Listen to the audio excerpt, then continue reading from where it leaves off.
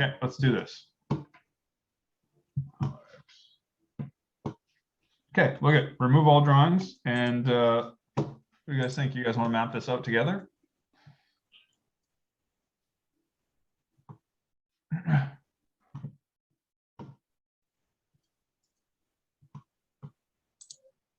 Okay, let's do this. Can we still, just want to make sure everybody can still see the, sir, will you send the video to the guys who are in this call?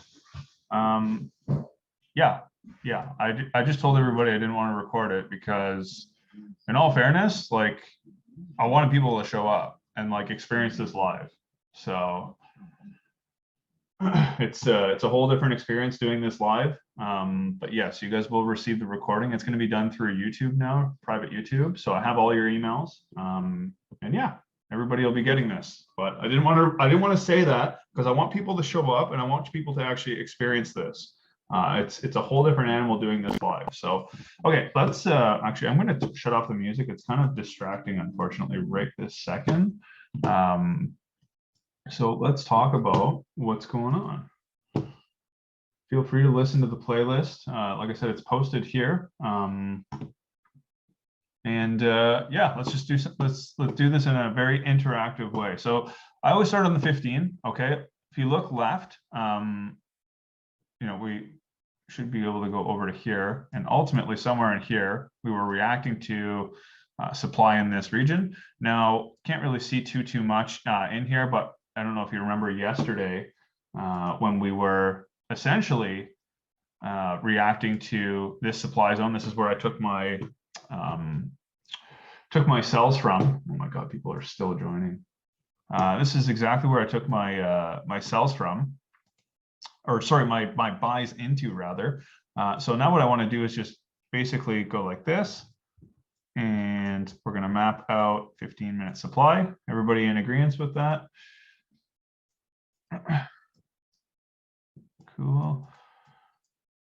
And why is this supply? Well, because we took out, you know, probably a level of demand in this region right here. Now, what it's looking like we're more than likely going to do, because we are in bullish order flow, is okay, we've put in a low, we've put in a high, we've pulled back. We may do something like this, create a demand, and we may also you know, go like this, take out this demand level here, and then create supply that we can then sell into these regions. Okay. People in the waiting room. Okay.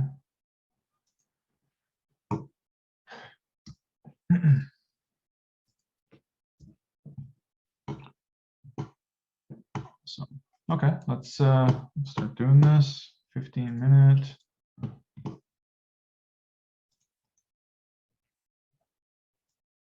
Oops.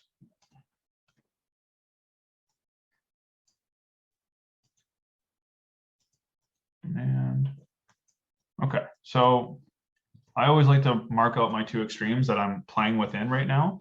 And then we should obviously look at one that's going to be potentially higher. So I'll jump out to the 4-hour just to have a look at what's going on. Oops. But yeah, we're reacting to this. So probably up in this wick area, there's something. So let's go to the 1. Just trying to understand what's going on here, right? So next real area is going to be up in this region right here, right? So I can refine this down. Supply. Go down to the 15. We'll just go over to here.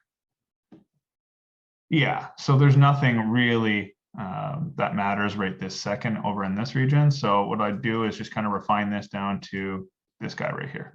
Oops. Net. Okay, so at this point, I'm just going to zoom back out to the 4-hour just to be able to drag this over a little bit quicker. But ultimately, like that's the next supply region that really holds any kind of value to us, because like we would expect to go that high. Now there might be stuff over in this region over here, but we'll get to that when we get to it, right? Okay. Okay, so let's go back down to the 15. Can you draw your chart to test our knowledge? Yeah, sure. I mean, right now, I mean, very basic stuff, right? We're just talking about, okay, what's going on here. In terms of like very clear stuff that's happening, this is it. Like, I mean, I'm looking at this supply region, I'm looking at this demand region. In terms of the 15-minute, that's all there really is. So with that being said, let's jump down to the 5. Let's try to see what the hell is going on here. So right now, very quickly, fuck man, you guys gotta show up on time. It's so distracting. Got a supply region right here, right? So now what we would do is we could also see that there is a demand level here, right?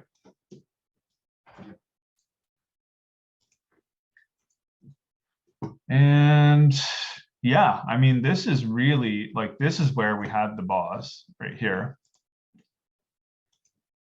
right? This is the low that created the high. Okay, so that's fine. And yeah, I mean, ultimately, like this is all pretty efficient down in this region right here. So let's just maybe pull this down. We could refine this down to this guy. Now we've got lots of liquidity sitting underneath here. So if we start selling off, chances are we'll sell pretty hard, right? Okay. Now let's go down to the 1 minute and just see what's happening here. So at this point, supply is technically in control of the market from around this region. We could probably refine this down to this. Now, I wouldn't necessarily be looking for supply trades here because we are still technically in demand, right? So right now we're creating relatively equal lows, right? Let's talk about what's going on here. We have not tapped into this demand level yet. So more than likely what we could potentially see here is right now, if we break down like this and we tap into here, that creates this high basically creates a low, right? So if that high right here creates a low, now supply would be in control from this area. If we break above this now, then we could take a long position to run the high. Right? Because right now we have resting liquidity sitting just underneath here, which would give us catalyst to believe that we should sweep into people get on time here. Equal lows. Yeah, so right now it's just kind of a waiting game. We're between supply and demand, right? And that's perfect. That's exactly like this is gonna be a boring session because like really like it's only, we'll call it exciting. We're only really doing something for about 15 minutes of the session. Right now we're just waiting, right? So we're reacting to, well, this is not a demand zone. The demand zone that we're reacting from is this huge inside bar. We've swept underneath this and now we're failing to break above, right? Everybody understanding what I'm looking at here?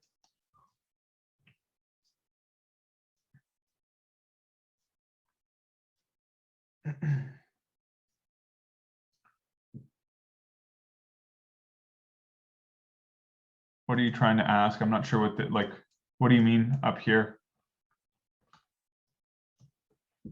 Supply? Well, I guess my question for you then, if you can just clear your drawing, I got a question for you, Corey. Would you agree that this wick right here has been mitigated by this wick? And if that's the case, and we have a supply zone here, would you say that, you know, this inside bar has been partially mitigated by this next candle, right? So the only thing that has really no mitigation within it is this area right here.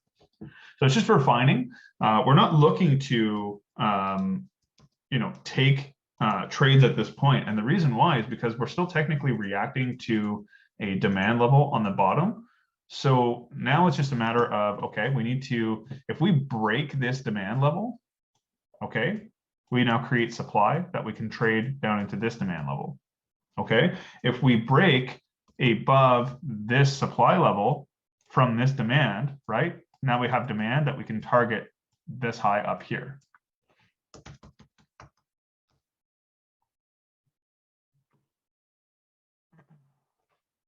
Hopefully that makes sense. Fuck, man, I got every animal in the house down here with me right now. Hey, 2 cats and a freaking dog. Hey, you want to say hi? You want to say hi? Yeah, you're crazy. This is my life. Hey, you? Yeah, I know. Okay. Yeah, so I mean, it's gonna be a lot of sitting around, guys. A lot of sitting around. If you have a question, you can raise your hand, and I'm okay with answering questions throughout this, because really, you know, they're 1-minute candles that take a little bit of time to form and stuff like that, and it's gonna be a pretty boring session. The blue line, I do not understand why it is not the lowest low just before. The blue line. This one right here.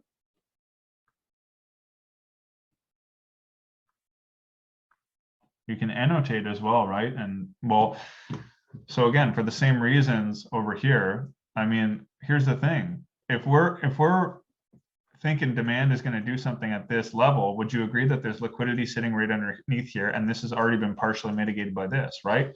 So this is the next demand level that we could see a potential reaction from. Okay, that's all. So now what I like to do too is I mark out all these different things that could possibly give me a reason to see price move in the direction that I'm hoping it will move. So you wouldn't place a sell or buy limit in the demand if it is partially mitigated? Absolutely not. How are you classing mitigated and unmitigated zones? Well, if there's any kind of mitigation, if there's any kind of tap into the zone, it's partially mitigated. So if you had to bet money on, if you were to take sells right now, let's say we were up in this region right here at this level, would you take it from here, or would you take it from here where we've already been partially mitigated? That's like, you have to think in terms of, in order for price to produce some sort of reaction that could break structure to put it in favor of your actual trade, it's a lot easier to do it when it's not mitigated, because you know that there's resting orders sitting in it to be able to push in the direction that you're hoping it will go.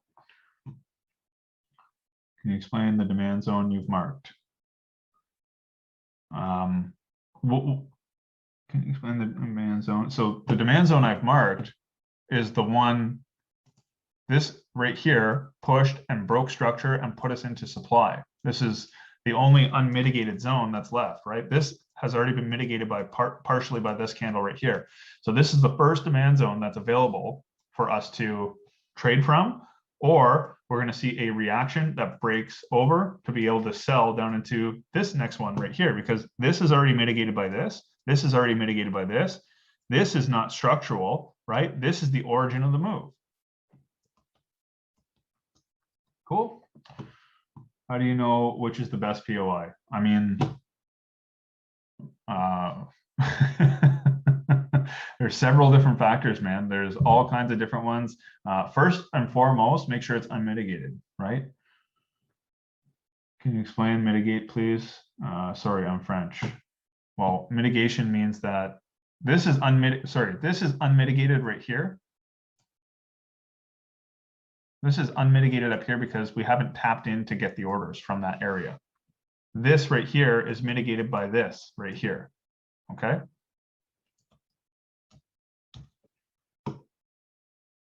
If the current high does not create a lower low, could the high then be used as inducement to mitigate unmitigated supply and take a sell from? Potentially, yes. On the 1-minute supply zone, has it not been partially? Yes, very partially mitigated by a small wick. But here's the thing: right now, this is no longer of any kind of value to us, and the reason why is because now, if you look at this, now we've broken the low, so supply is now in control from here. So I would actually remove this. Give me a second. This is now going to get moved. Yes, it was partially mitigated, but this is the only supply region that when this price was just sitting like this right here, if we had to break above, this would now become demand. This is the only area that supply could take control of the market, in my opinion. So now this changes as the day changes, right? And as the chart kind of progresses. So right now, supply is in control from here. So when you're looking for a change of character from a demand level, this is the high right here that created this low. That swept liquidity, put us in demand. So look at, we're more than likely going to see a nice reaction here that we're going to be able to potentially trade.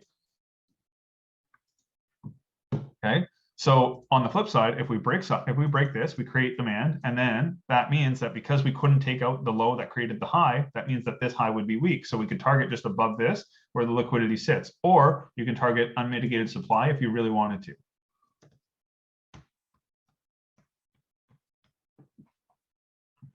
Would this, man, I'm not going through, I can't be going through, hold on here. Can I annotate on the screen? Yes, you can. 1 minute supply. So give me a second. Yeah, that's a good trade, Mike. There's nothing wrong with that. That's great because this is the high that created the low. Now the problem is yeah, we just to say didn't tap in, so you could have easily taken that trade, 50% mitigation, whatever you wanted to, or do the wick mitigation right here, and then sell into the demand zone, and then wait for a chalk or wait for a rollover to be able to get into your next trade. Nothing wrong with that.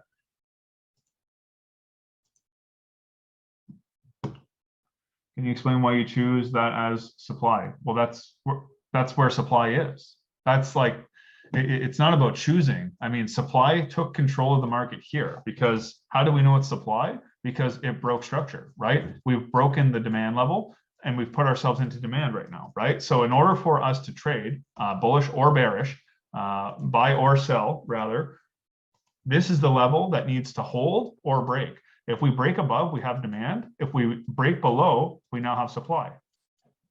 That's it.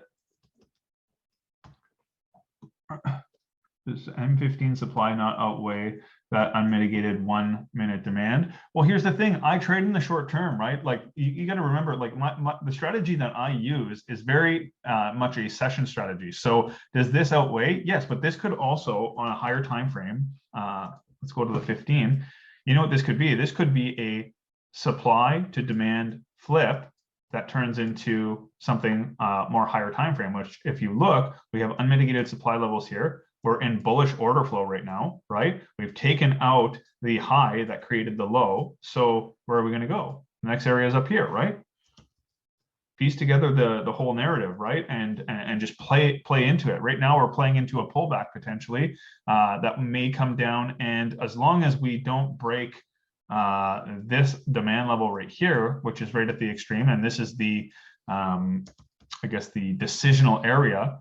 If we go like this and start to roll over and we break this level of structure, well, then very, very quickly we can say that the only place demand can really kick in is here. But really, if we failed to break the high from this demand on the 15-minute, we failed to break this high, that means that this low is weak. More than likely, we're going to travel down into the next demand level down here to potentially find our feet. I meant the supply that you had marked previously. Okay, let's go like this. So what are you asking about the supply? Like this was the level that I had marked out. Yes, it was partially mitigated right here, but ultimately this is the only place that supply took out this demand level down here, right?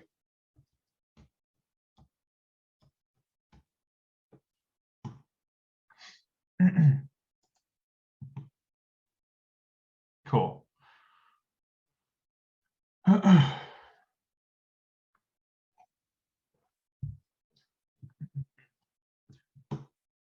How's everybody's morning anyways? What time, like where are you guys all from?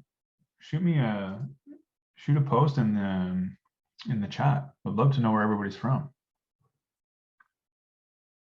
Toronto, sick. Sweden, Germany, Norway, Australia, Spain, UK, India, Ohio, France, UK, Germany, Montreal. What's up, Francis? Nighttime in Australia. My aunt actually lives in Melbourne. So it's always a conflicting schedule to be able to talk to her on the phone and stuff. So Germany, Portugal, New Delhi. Okay, cool. East Coast, US, Oregon, Seattle, Charlotte. You're in Ottawa. Ranishka, I live in Ottawa, bro. Neighbor, Moncton, awesome. Niagara, New York, holy shit, man. Crazy. People from all over the world. Who'd have thought, eh? Some small town hero named Tyson. Gonna bring all these people together looking at trades. Amazing. Do you daily trade on a funder or a personal account? Personal account. I have my my MT4 pulled up on my second screen right now.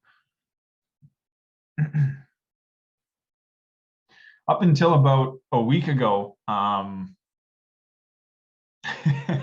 not going to believe this, but I only traded on my phone.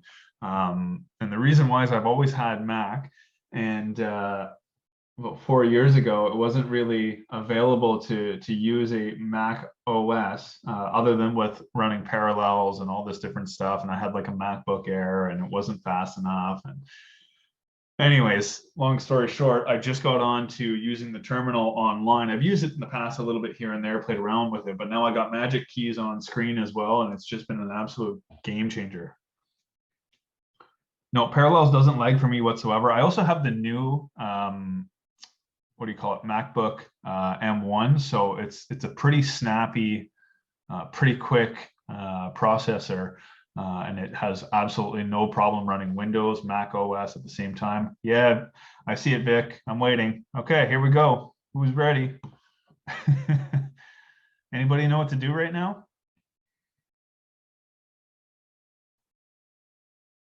100%. Now, you could potentially refine to the wick if you wanted to. Now, it's totally up to you. But yeah, in this area, it looks like a pretty good spot to consider taking trades from. Anybody else interested? We got equal lows. This thing might just take off at this point though, because we got loads of liquidity underneath here. So don't panic. If here's the number one thing. If we start really taking off from here, don't panic in, man. It's gonna create a pullback. If you wait 15 minutes or so, it's not meant to be exciting. Just take your time. I'm going to be looking at getting into a potential trade in this region right here. Oops. It's not financial advice. If you want to do it, do it. This is not a signal service. This is to be able to show you guys, how all of this stuff really works, right? Well, I do think there's potential liquidity here. Now, ultimately, you got to remember. Give me a second. I'm going to clear these drawings. Who keeps doing these drawings here and not removing them? There we go. Thanks. Okay, so at this point, 1 to 8. Is there liquidity above? Of course there is. Is there liquidity above this? Of course there is. Is there there's liquidity everywhere. What you need to ask yourself is, okay, if demand failed, where did it fail from? Mark it out. What caused demand to fail? Because this didn't cause demand to fail. It created a pullback at demand, which then failed from here. So if you were a betting man and you said, I've got $500 to my name and I have to make a bet right now, would you make it here or would you make it here? I mean, do you guys? I mean, I'm just, the whole purpose of this is to be able to just understand the process behind how I think. It doesn't mean I'm going to get this right. It just means that logically, the only place that really makes sense for me is that demand failed. Okay, basically, when we tapped into demand, we've produced a reaction that failed to break supply, right? Okay, if we failed to break supply and then we broke demand and we broke it from here, pretty simple. Where's your order, right? So do what you guys want. I don't really care. This is what I'm doing. Keeping this right here. How do I like magic keys? It is honestly the biggest game changer in my trading, to be honest with you. It is I feel like I've been living under a rock, to be honest with you. It's insane how good it is. Not even just for executing, but for management. It's a click of a button to move to break even. You can automatically set your parameters for trailing stop. Like there's so many different functions. It's really such a great tool. And I would suggest getting the on-screen one, not even get the hard one. And the reason why is because you still have to click and drag your parameters when you place your stop loss and all that stuff pending orders. You can click and drag everything. So if you're doing that on the screen already, instead of using a like a hardware version of it, why not do everything on screen? And it's cheaper. It's like 29 bucks. It's not financial crisis. It's the easy SD flip.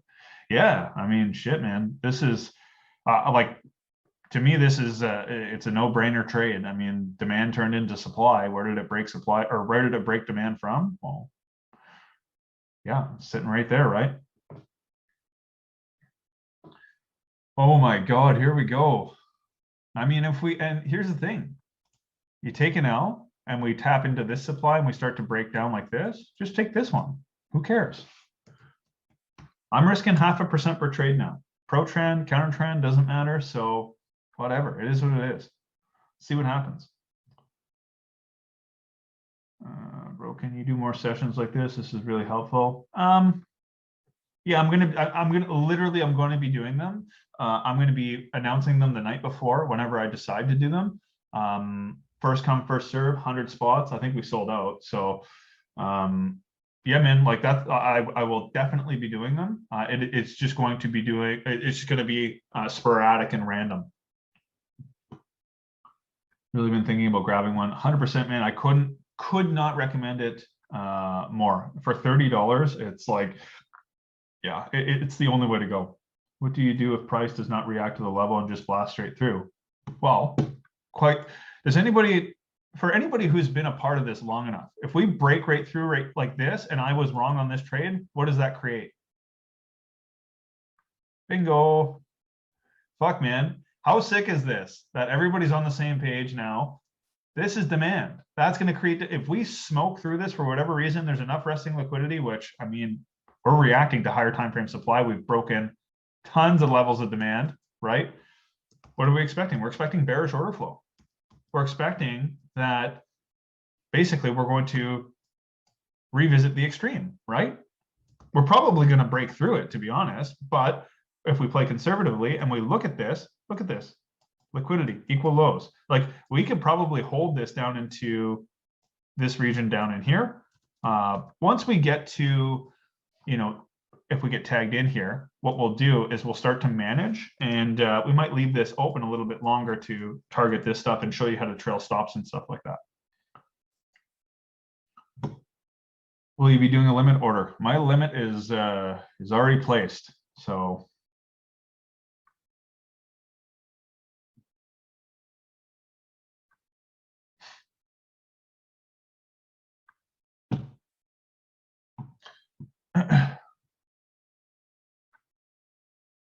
Yeah, the wick is already partially mitigated. I do understand what that poses, but we also have to remember that we will likely just fill inefficiency at this level, tap into this barely, and probably roll over because there's going to be enough resting orders in the inefficiency in itself.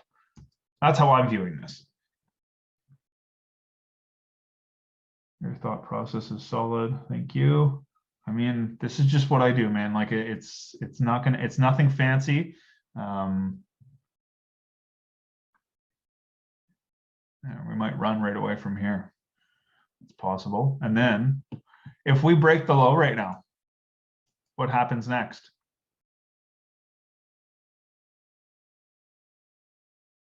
Bingo. Coolio. Awesome. Don't make trading more complicated than it needs to be. It's not a complicated thing. You're not going to be right every time, okay? And that's totally okay. So let's just see what happens. Now, yeah, just let it play out. And here's the thing, if you're worried, let's say you're worried about maybe this becoming inducement, whatever it might be, and you don't want to take the limit here, wait for a change of character, right? Go on the 15-second or whatever time frame you want. And maybe this isn't your entry criteria, and that's fine. If we blow right through this like this, big deal. It is what it is. If you're worried about those losses, these 0.5% or 1% losses, you're risking too much. Go down to 0.25%. You know what I mean? Go to the point where you're not going to be worried about what potentially could be lost. You worried about news in a few minutes? No, not at all. Slow impact. Tap in.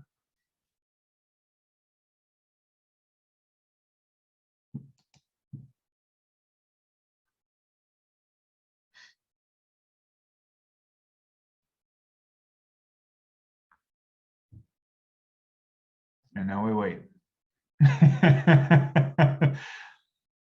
Silence, absolute silence.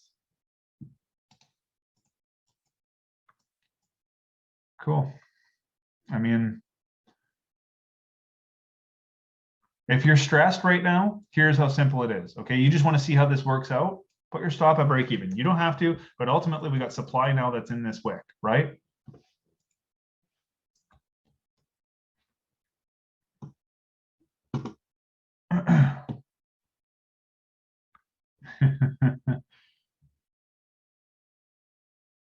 How does magic keys work? Oh, let's see. See, we're reacting to a demand in this wick. So at this point, if you're nervous, break even, right? Reevaluate what happens, right?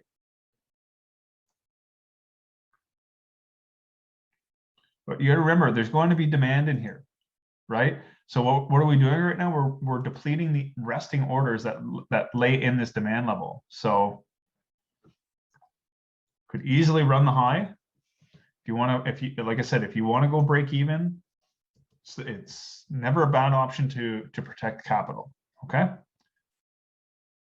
I risk 0.5%.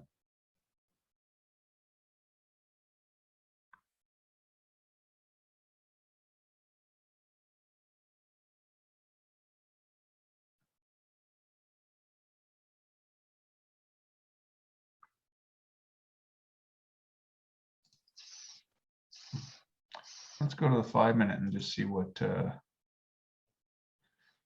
Yeah, this may have been the better block to kind of look at in hindsight, but it is what it is. But all kinds of eyes on me, man. Maybe made a small mistake here. I'll probably, to be honest with you, I'll probably widen my stop. Yeah.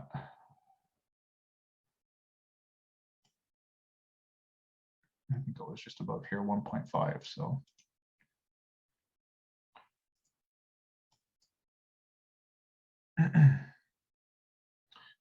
Yeah, so this is likely getting ran for inducement, and yeah, because we're not really reacting to any sort of demand over here.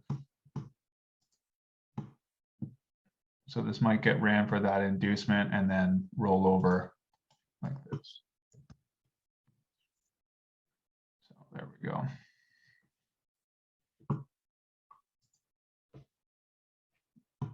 Hello, Dark. That's my old friend.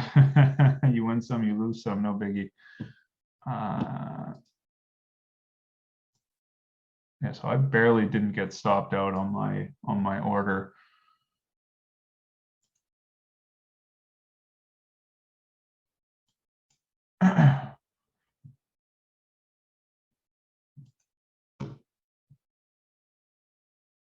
Pro trend long, would you use 1% counter trend?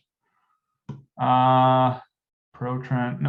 So what I used to do is pro trend 1% and then counter trend. I would do, excuse me, 0.5%. But now I just 0.5% for everything. So we broke the demand wick. So at this point, stops should be like there's really nothing in here. Stop losses should be at break even. Okay.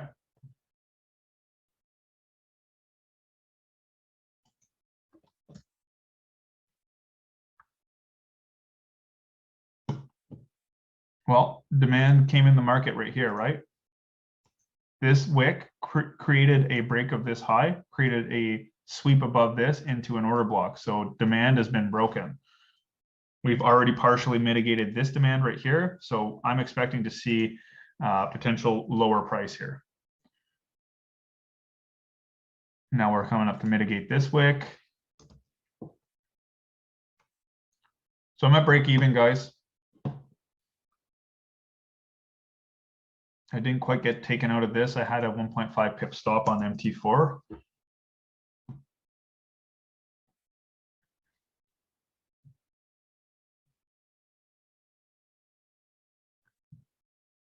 We are now tapping into here, right? So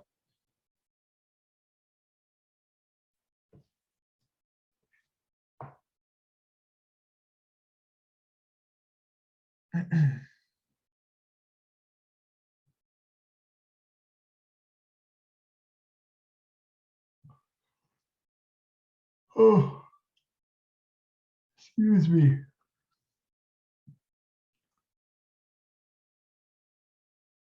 Some music.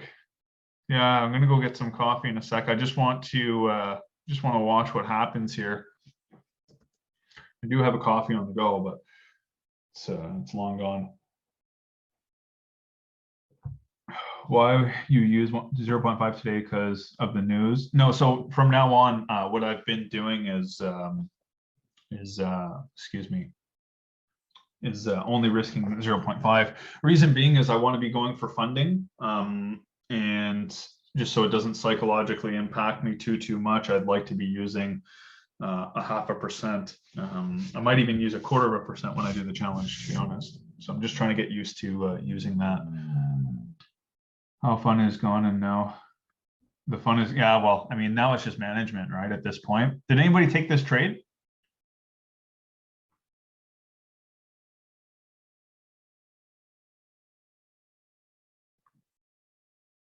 Did you get stopped out? Yes or no? Like,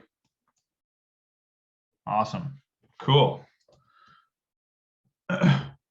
Well, hopefully you guys are at break even now. Reason being is like ultimately supply is in control from here. So if we are at break even and we tap your break even, it means that there's a change of character happening right here, which then we can now target unmitigated supply levels wherever they are, right? Just to, yeah, be malleable, be adaptable to what's going on in the market.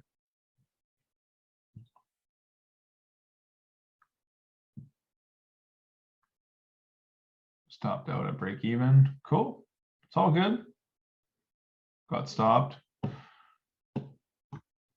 So one of the things too that I typically, again, there are exceptions to these rules, but more often than not, 1.5 pip stop is kind of like my minimum that I usually like to have.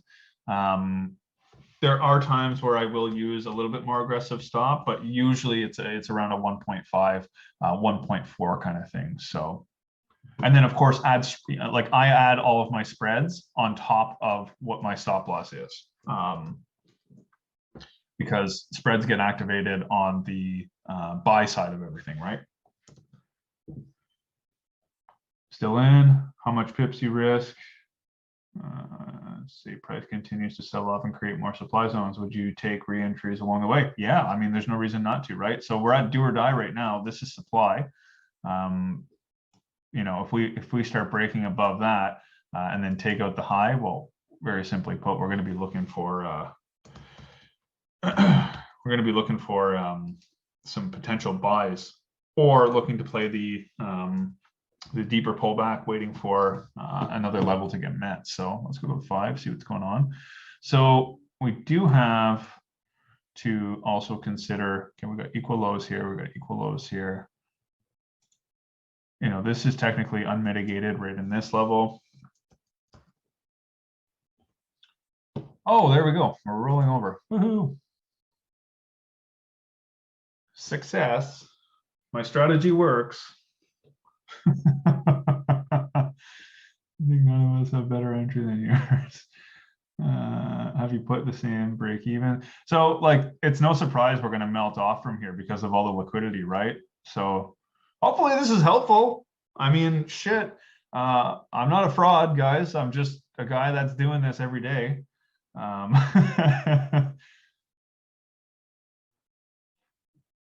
Cool. So ultimately, scale in opportunities, you know, demand turned into supply here. So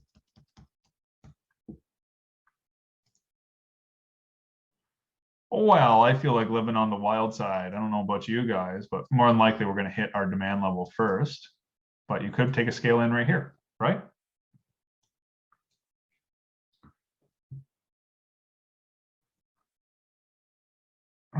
Where have you been all my Forex career? Oh man, the way you are patient is impeccable. Honestly, dude, you know what? Here's the bottom line with being patient is patience is bred by experience. Understanding that if it doesn't work out for whatever reason, dude, just adapt to what's going on. You know, the market's not out to get you. It's just collecting orders. It's just literally doing its thing, collecting orders, right? It's got nothing else to do but do that. So if your orders are in line with what's going on, fuck, you're going to be very, very successful.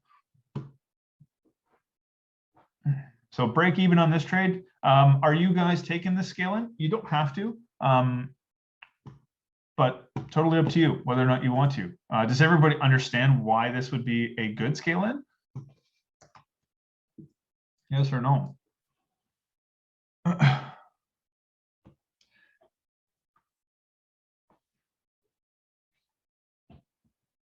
We haven't tapped demand, right? So technically, like, we would have no reason for supply to get broken.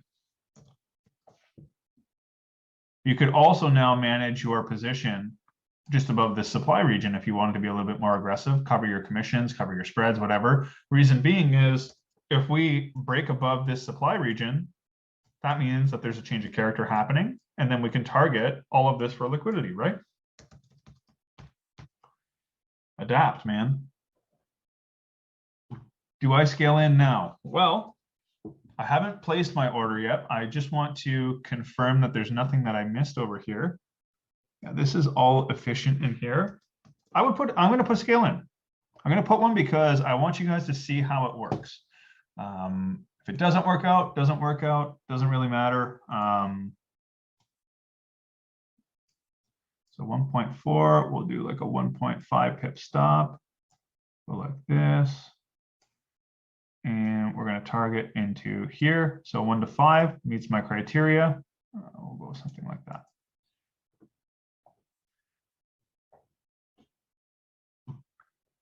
You closed at 5R. Cool. Awesome. Close for 6R. Perfect. Do your thing, guys. It's amazing.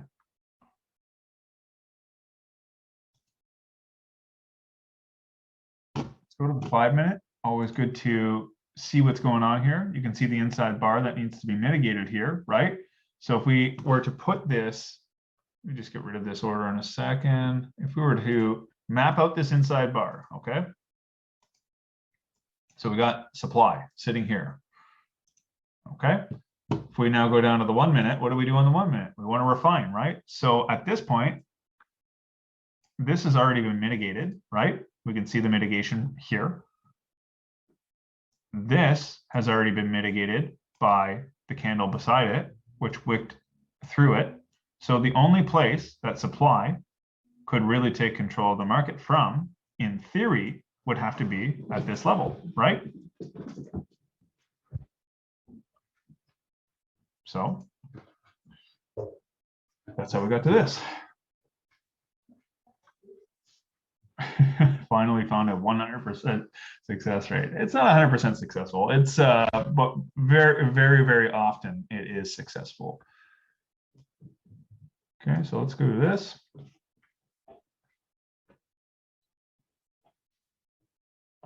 Full margin on the trade. Oh, I'm sure there's somebody in here that's just biting their fingernails watching these upticks right now. And that's, yeah, it's jokes, but hey, it is what it is. Oh, anybody scared right now? Lambo lots, let's go.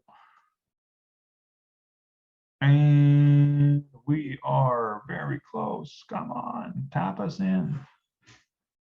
Tap us in and run like a little bitch.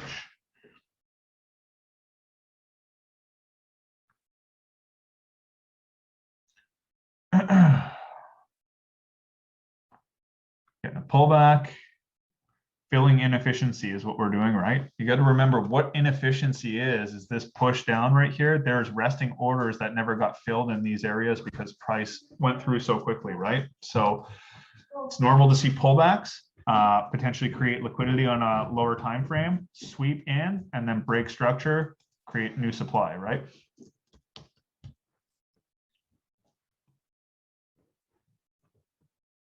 Embrace the retrace. Yeah, start a movement. I like it.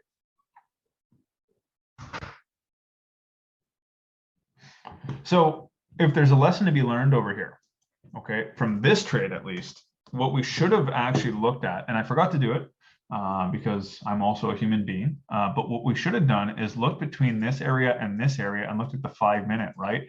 To get a little bit more clarity as to which one would make more sense to be taking in terms of what the 5-minute intention is. Hopefully that makes sense for everybody. But yeah, ended up working out, which is good. Could have been a really silly mistake, but in all fairness, if I was trading this live without an entire audience, I would have probably realized that mistake, and I would have allowed myself to have probably a 2.5 pip stop just to cover this so that I didn't take an unnecessary loss. That's the honest to God truth. I probably would have moved that stop loss, but with the intention that I knew what was going on within the market. Okay. Luckily, I didn't get stopped out, but was down 6% on my challenge before this. Thanks to you. And now I'm break even. Oh, that's cool. I get nervous with the retracements.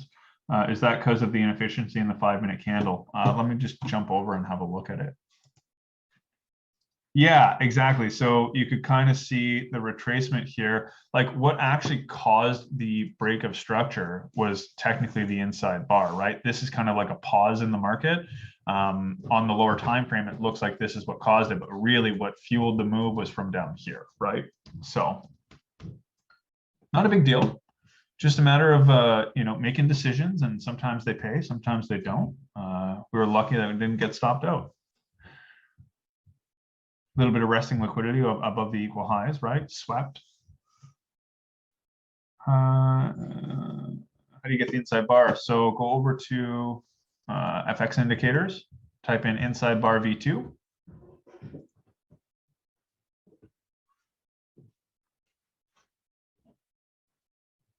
Here, I'll leave that up.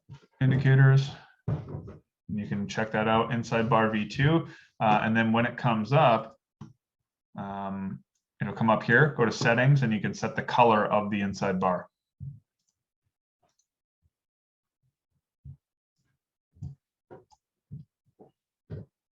We're reacting to the 30-minute block. Does this still make sense to place a limit supply? The 30-minute block. Let's go and have a look. 5-minute. I don't use the 30, so personally, the only thing I'm really concerned with is this. Oh, I see. Yeah, it's possible. That's possible.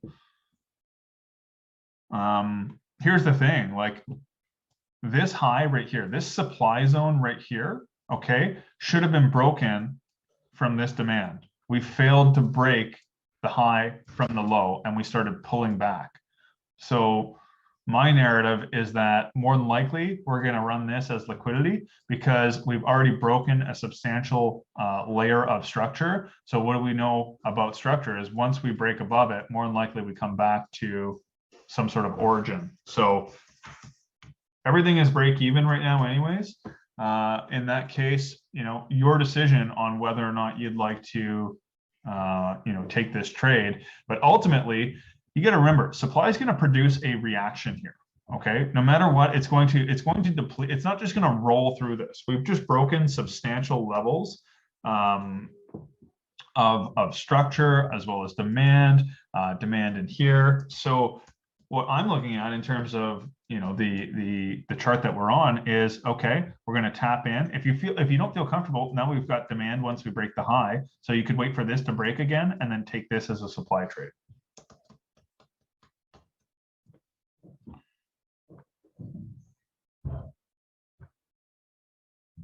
we are reacting to 30-minute block, and the price was compressing going from that demand.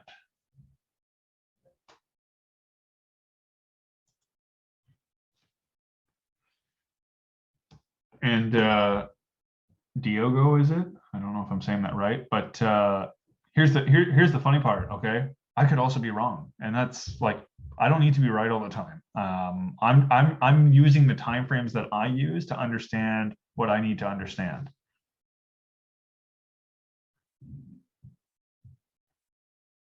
Supply broke structure from up here. This has already been partially mitigated. The only area that's not been mitigated that demand turned into supply is here. That's how I see it in terms of the timeframes that I use. So now we have a demand level. So if we break demand, more than likely, we'll achieve our target, right?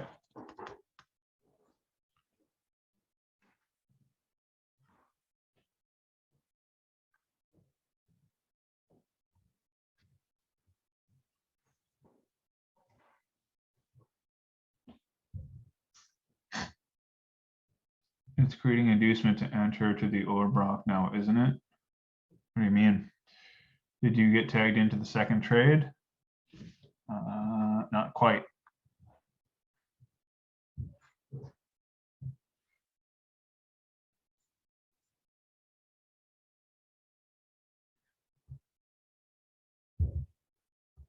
Okay, I'm executed now.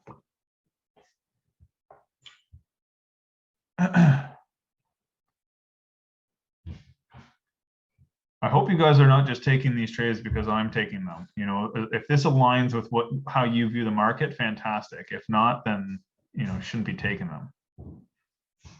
But the higher time frame might play out here, and that's just the way she goes. So my stop loss is right here with this trade as well. So I'm taking out for both. So I'm taking out probably pretty well at break even for both these trades, because this one was moved to just above here. And yeah, so I took a -1 on this guy, and I probably took a +1 on this one. So I'm at break even right now.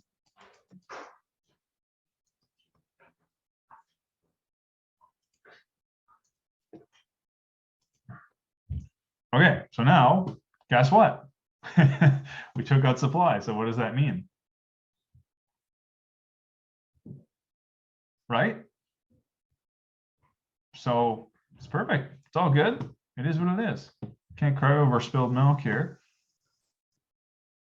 Okay, so now we have this supply that would be probably reacting from. Now, let me just go to the 5 and see what's happening here. So we've come up and we tapped in to mitigate this block right here, right?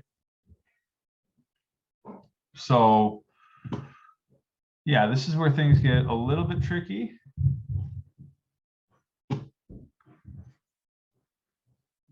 Because we do have some unmitigated level on the 5-minute, but ultimately we've broken this supply level right here. So we could potentially take a demand trade here, or we could just kind of wait to see how this plays out and maybe wait for something a little bit more substantial, like a break of structure. But up to you guys. So right now I'm sitting on my hands. I'm just trying to evaluate what's going on. There's going to be ample opportunity to then take something like this. And if there isn't, then we just sit on our hands. It's not a big deal. So right now I'm just going to wait and see what happens around this demand level right here.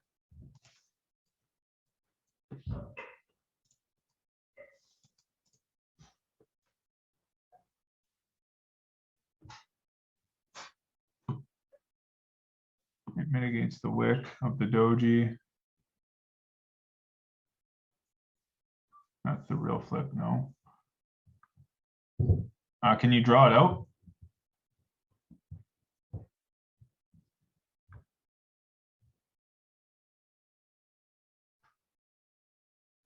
Yeah, that's like that's the whole thing, is like I'm worried a little bit about that. And like I said, if you look at the 5-minute, we've mitigated this rate in this region, right? So Now it's just a matter of sitting on your hands. Let price show you what it wants to do, right? Because, you know, there's no rush.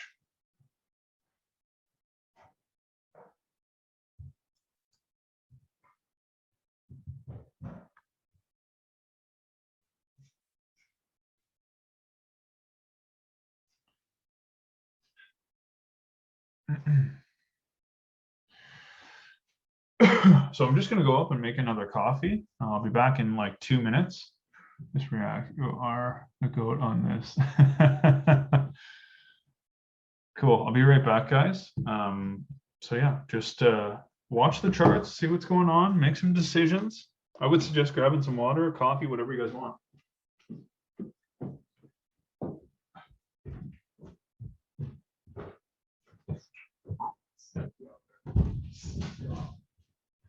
Cool.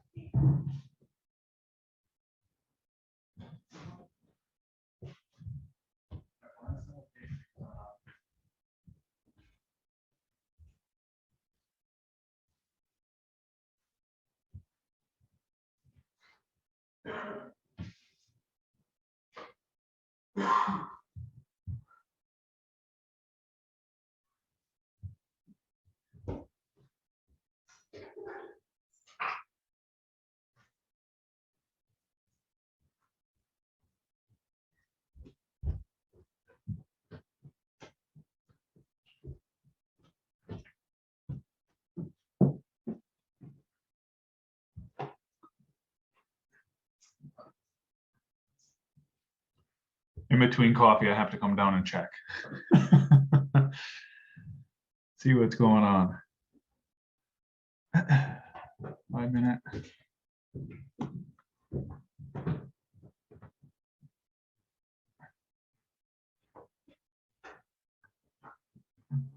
So let's go to the 15. Yeah, so that's what it looks like it came around. Okay.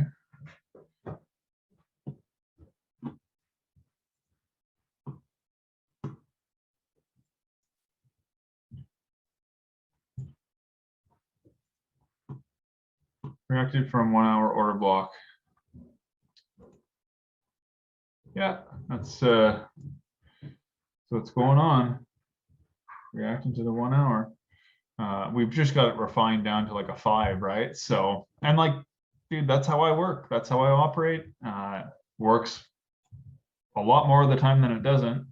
You know, we could have kept this on the 15-minute block, which was the extreme that we had talked about. But really, we wouldn't have even got tapped in, right? So it is what it is. Now, guess what? Time to start looking for demand trades. So you're going to ask yourself, you know, what caused, so let's go to supply, or so let's go to 5 and understand that this reacted here. Okay. And now, what are we looking for? Well, we probably look for a demand trade in this region right here. Now, this is where pro trend and counter trend kind of get a little bit fucky. At this point, we're kind of, you know, reacting. Let's go to the 15. Okay, so at this point, you got to remember that this demand level right here, okay, this entire wicked out region, the only job this had was to take out this high, right? And because we are pulling back like this, you got to be mindful that we may be, we've broken levels of structure on the way down. We've broken key demand levels that should have essentially brought us up into the break zone of the supply. So just be mindful of what could potentially happen. You know, don't go getting too crazy with longs. You got to remember that there's supply levels in this area right here that we could easily come down, and or supply levels like this that we could tap into and then pull back, and then we'll wait for a trade like this. Just be patient. Wait for your criteria. Don't rush something that doesn't need to be rushed. All kinds of time in the session to be able to adapt to what's going on.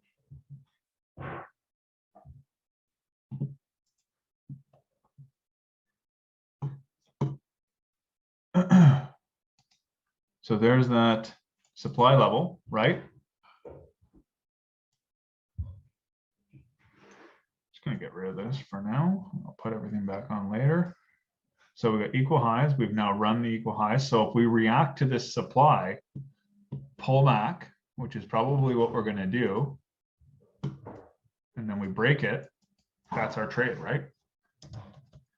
On the flip side, if we, break this level of demand that's sitting here, you know what I mean? Like then we could potentially look for supply trades to fulfill this block.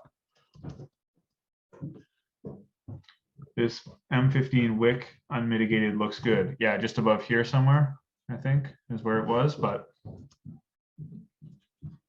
that demand is mitigated. This demand right here is not mitigated. It's mitigated on the higher time frame, but it's not mitigated on the lower time frame. There's still resting orders here. That's the whole idea of order blocks. That's the whole idea of why we refine, right? Oh, that one. Sorry, my bad. Yeah, you're right. So this wick, let's go like this, and maybe something in like this wick potentially. So if we see like a breakdown like this, potentially we could take a short down into here. It's ultimately we've broken a few levels at this point. We may be trying to put in a new high. We failed to technically break the low from this level of supply. So, and now we're reacting, breaking shit to the upside. So I think at this point, longs might be in order. We just didn't quite hit our take profit down here, and it is what it is. So if we break above nice and cleanly and we push through, I would be looking at something in like this wick area.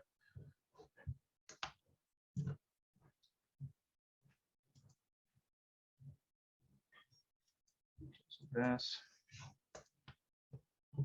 You got to remember this entire area is supply. So what I'm going to do actually is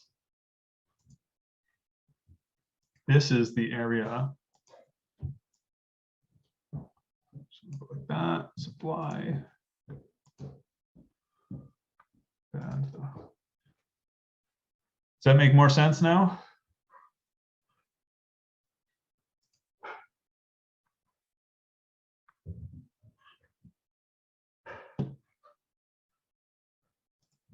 Supply has one job, right? It's to take out a demand level. So if we don't take out a demand level and we push through, you got to ask yourself what caused the break of that supply, right?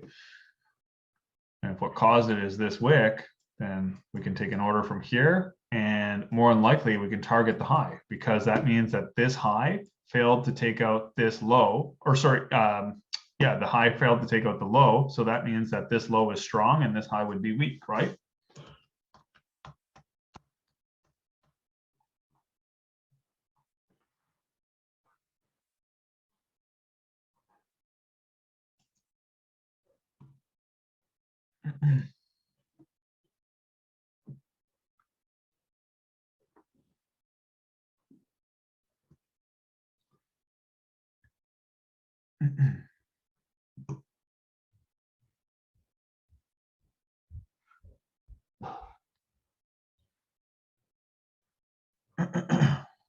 Excuse me.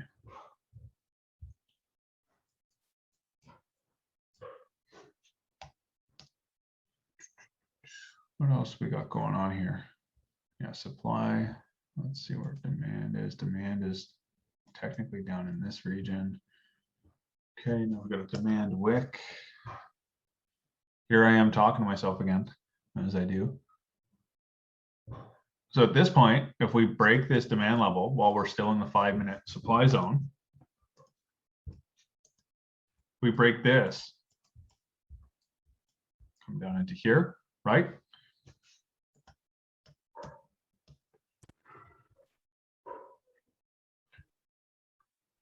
Hey, I'm confused. Did it just start now? No, we've been here for an hour, man.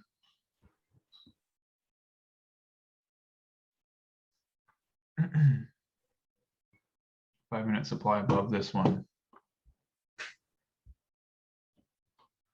Yeah, we got this guy as well.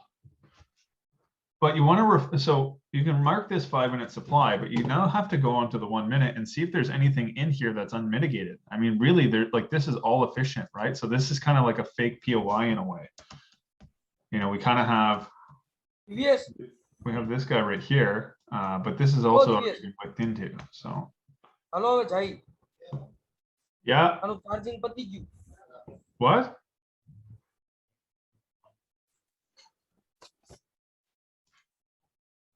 Don't cue your mic unless I ask you to do it, please.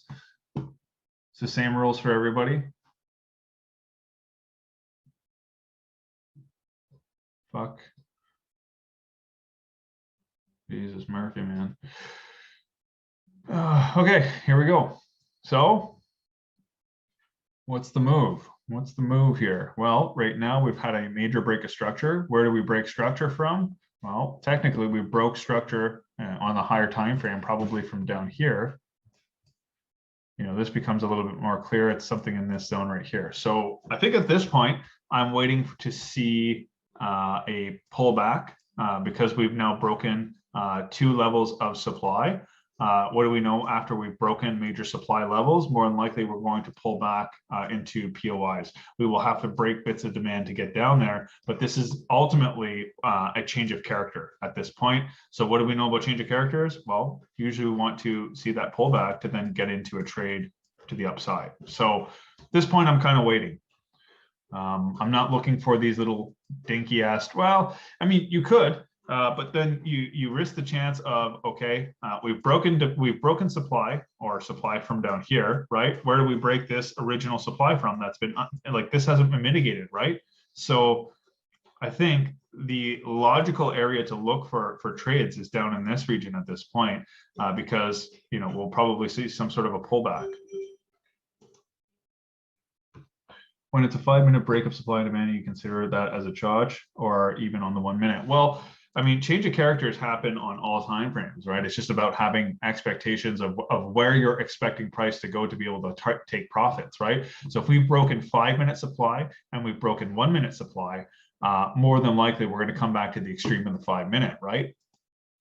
Which is in and around this region that's not been mitigated yet. We have resting orders sitting down here. So now we've tapped in, we've potentially mitigated something in this area right here. Let's go to the 15 and see what we're looking at. So we broke demand, right? On the 15, we're tapped into supply on this wick, right? So, you know, if you wanted to have a POI here, there's no reason you can't trade the change of character if it's available right here. Go like that. So 15-minute POI. So this has all been mitigated, so I can get rid of this stuff. All right, get rid of this. Get rid of this. Let's clean these charts up a bit, and then go down the 1 minute here. So let's go like that. Can now peel this guy over to here. Okay. So now we have a 15-minute POI. You know, obviously there's nothing that's unmitigated in this area. Now, if we see a change of character that happens from this area though, then very quick, we could say that, okay, well, now we could take a supply trade, come down to the original POI on the 1 minute. Because the whole idea of my strategy is I don't want to wait for the POI. I want to be able to get into a trade to get to here, to then take this to the upside if we show a change of character again, to run the equal highs.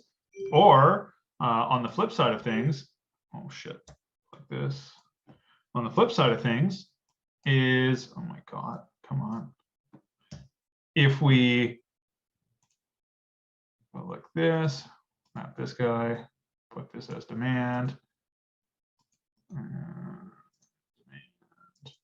Okay. And we come down into here and we fail to break supply levels and roll over, well, that means that more than likely we can take this and then tap into our original demand.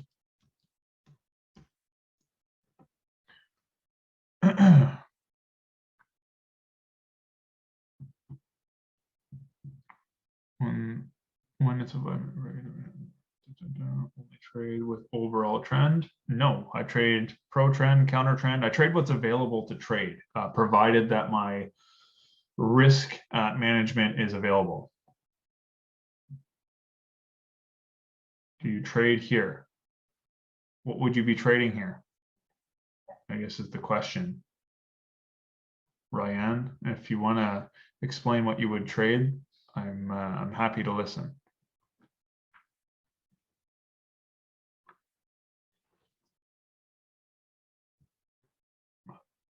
Well, let's think about this. Okay, supply was here. I mean, ultimately, I think I would want to see a potential sweep, creating demand that could fail is the ideal setup to target this. But if we just came down like this, I think the demand I would really want to see fail would be probably this guy right here. This is just kind of like a pause in the market, right? It's not really like it, I mean, it's controversial because there's times where I would consider this. I think because I have a big audience, I don't want to be under pressure of taking unnecessary losses. So at this point, I think I would just wait to kind of see what the market is telling me. Like ultimately, you know, supply, there was supply sitting in here, you know, this is what broke it. So I think that's what I'm waiting for. If we sweep above, break down, demand breaks from here, supply is here. On the flip side of things, if we push right through, this entire 15-minute POI, demand is created here to then take the price higher. Good options for everything now. That's what I'm at. Give me a second, guys. I gotta go to the washroom really quick. Yeah, well, that's unmitigated, right? That would be our target more. Oh, give me a second here. Let's look at the 5-minute. Yeah, so I mean, ultimately, the other thing that needs to be remembered is you're looking at, I don't know what that means. I don't know what's going on here. Ryan, what are you pointing at? I'm not quite understanding. But in terms of this guy up here, ultimately, you know, we got relatively equal highs. You know, if price is telling us that it does not want to break down this level right here, potentially we could be running the high, showing that this is a strong low. So you would probably have to consider this guy right here. Yeah. It's a tough call, really. I mean, you got to basically play out whether or not you think higher time frame is going to be in control, creating a new high, or if we're just going to have a short-term target in and around this region, right? So it's choices. That's all it really boils down to. Make your choices. Do you want to let higher time frame order flow prevail? Up to you. Right now, I'm sitting on my hands. I'm waiting for, there's nothing really available. If we break like this and create a demand, for sure, I'll take that. Yeah, I'm just waiting for something to become available that I can even talk about. It's tough doing this live because if there's nothing for me to trade, I just don't trade it. That's where I'm at right now. It's like there's really nothing available for me.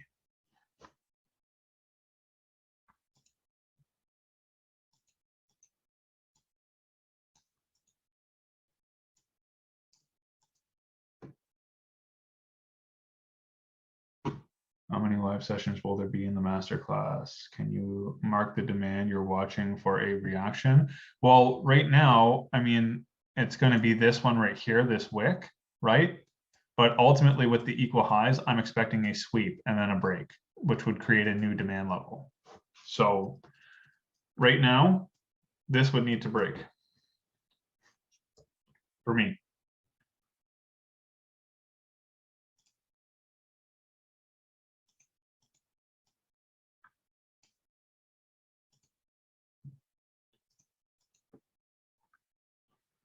Trade what you see, not what you want to see. Exactly. Which demand? I mean, there. Can you mark the demand you're waiting for? The reaction. The worst thing is to force trades that don't make sense. Patience is key. Exactly. You know, I'm break even on the day right now. I think I'm locked in at maybe half an hour. But like, yeah, man, it's just wait. Just sit here and wait. Don't force something that's not there right now. There's nothing of. There's people that'll look at this that maybe have a trade right now. Personally, I don't, because this is the original supply. I don't know if you remember this at the beginning of the session. This is the original supply that I was looking to tap into to then break down. This level right here. So yes, we got resting liquidity sitting above. We could easily sweep, break down, and then look for this to kind of run this, right?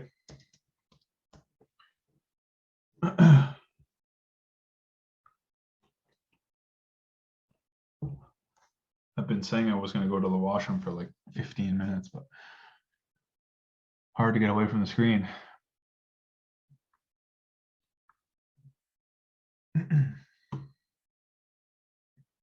Time are we? Yeah, it's still early. It's 9:17. We still got like an hour and 45 minutes of the session left.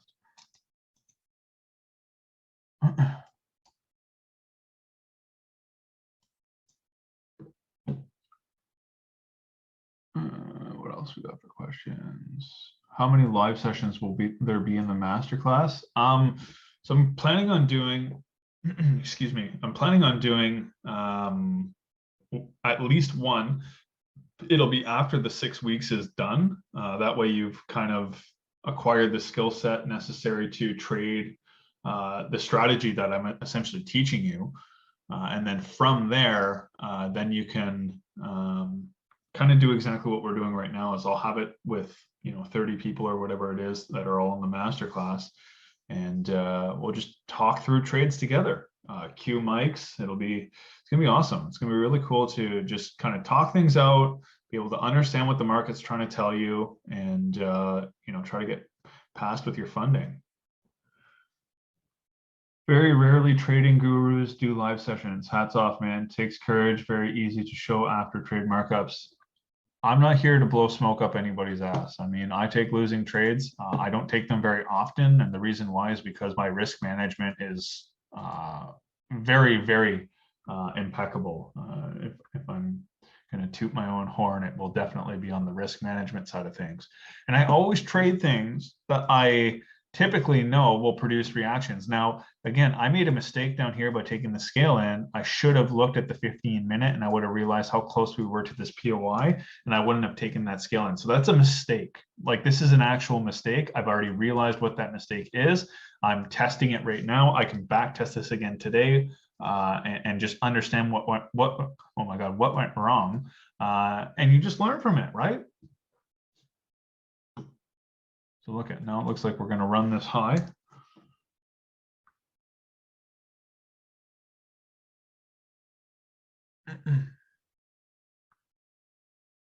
What is your risk management?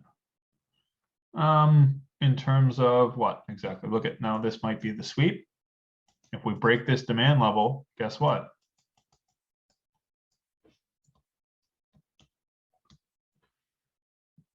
Here we go.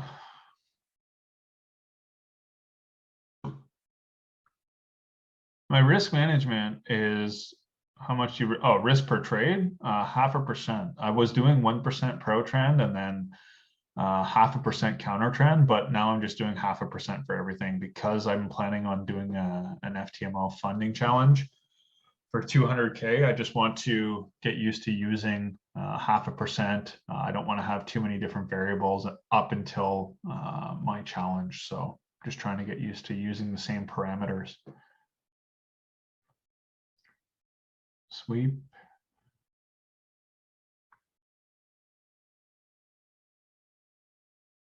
All right, so if we get the break of structure,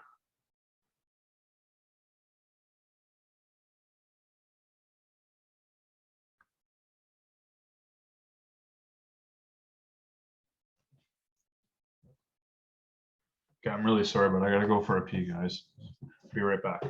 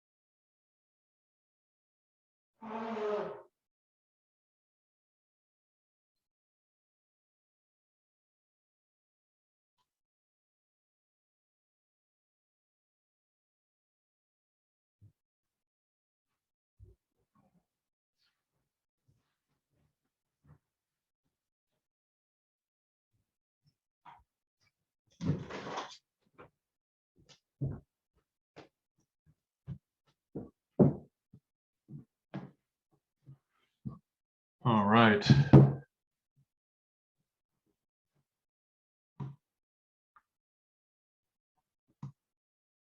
Building liquidity both sides, right? So we're still in a supply zone, I guess a 15-minute supply zone. So, you know, you could argue that the only supply that was available to break was in this, and then you could, you know, potentially take this as a buy. Now, the problem with taking this as a buy is, does somebody want to draw it in, or shall I? You know, liquidity sitting right here, right? And in all fairness, what do we know about, you know, what typically happens when there's liquidity built? We've broken bits of structure, we've broken extreme demands. More than likely, we are going to purge liquidity to then be able to go back up to the upside if that's what we want to do. So right now I'm waiting. It's a waiting game. It is what it is. I wish there was more winning trades to be able to show you guys, but I think it's more valuable to show you losing setups and why they lost, so that you can see that, hey, it is part of the game. My name's Tyson.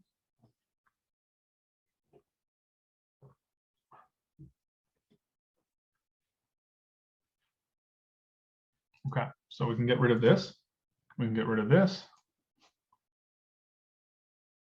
Right now we are reacting to unmitigated supply.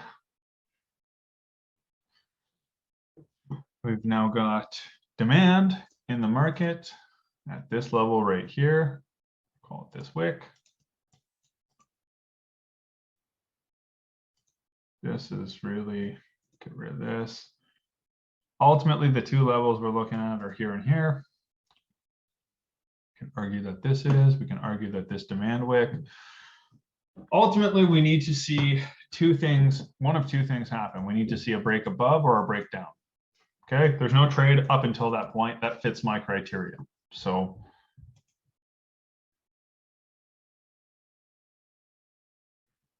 yeah, this is what it is. So right now, if you look, we've broken all this structure, right?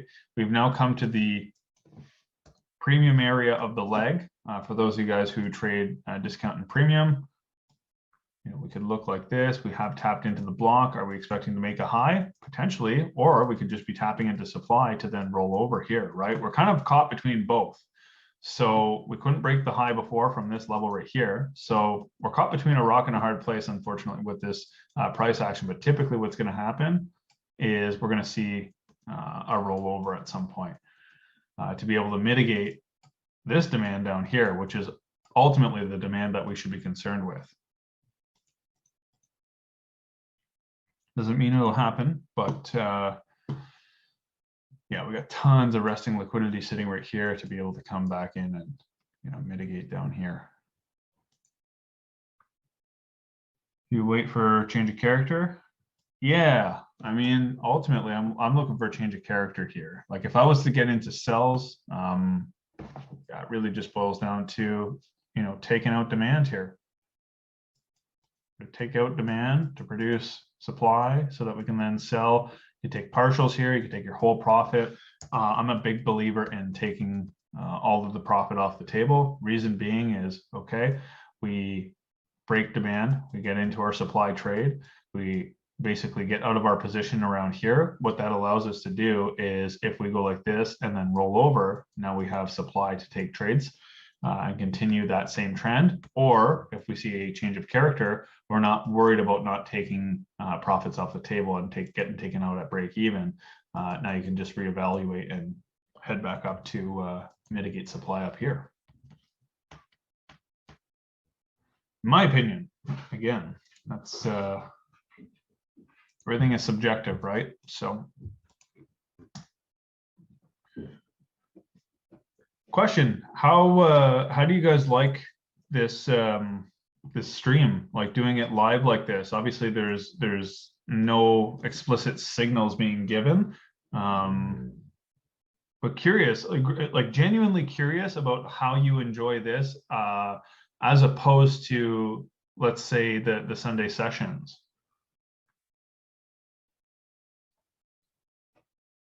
Cool.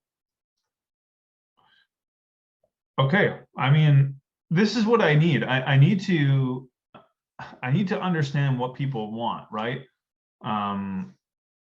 And like right now, I'm going to be completely transparent. In the next few weeks with the masterclass and stuff like that, it's going to be hectic. It's going to be busy for me balancing that. So don't expect to see a whole lot of these sessions. Reason being is I just want to be able to do what's fair for all of these guys and really just try to cater to what it is they're trying to learn. And I will be doing them. They will be sporadic though. They will not have big notice. It'll be like I will post it at night. It'll be for the next day. It's going to depend on news. It's going to depend on a few other things as well. Typically, my favorite days to trade are Tuesdays and Thursdays. For whatever reason, that's like a psychological barrier in my head. I like those 2 days a lot. So it'll more often than not always be one of those two. Live is better. Yeah, I mean, Sunday sessions are nice. I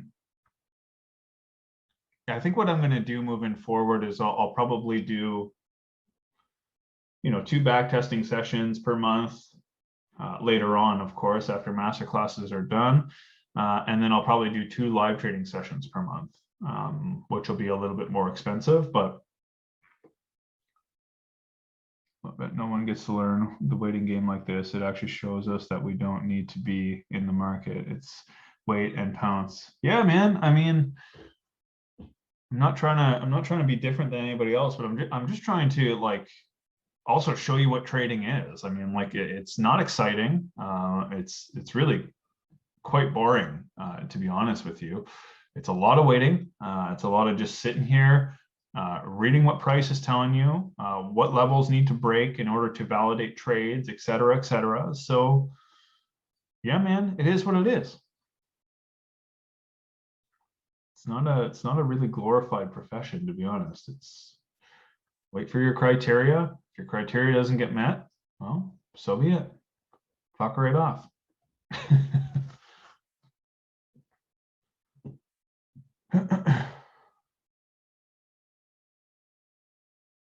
Okay, so because we're technically an unmitigated supply, let's talk about this. Ultimately, I cannot take a demand trade while we're in a extreme supply area, right? So if we produce a reaction, we pull through like this, that creates demand. Well, then I can take that, probably take a 1 to 5 or something like that, target just above here. Now, technically, you know, supply, the next real 15-minute supply is up in this region, but we could easily see, you know, some sharp pullbacks. So it's just about having realistic expectations. Typically, we want to break above, see the pullback before getting into some sort of a POI, whatever, but we're going to take shorts all the way down, wait for this to kind of manifest, and then we can swing for the highs and stuff like that, right? Different strokes for different times, right? And right now, ultimately, just got to be realistic about what we're expecting the market to do.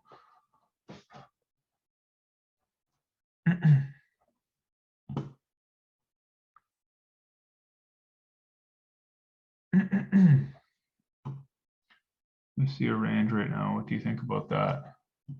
I think that there's no trade available. I don't think you need to overthink what a range is. I mean, ultimately, there's liquidity built up on both sides. It's just a matter of which one takes control first, right? Or gets swept first. There's nothing here. This is really boring price action. It's not exciting, and it shouldn't be. You know, ultimately, like, we either go here or we go here first, right? If we tap into here, is there enough orders here to push this liquidity? Or are there not enough resting orders because we're exhausted in price and we need to purge this to be able to come down and mitigate demand to go up?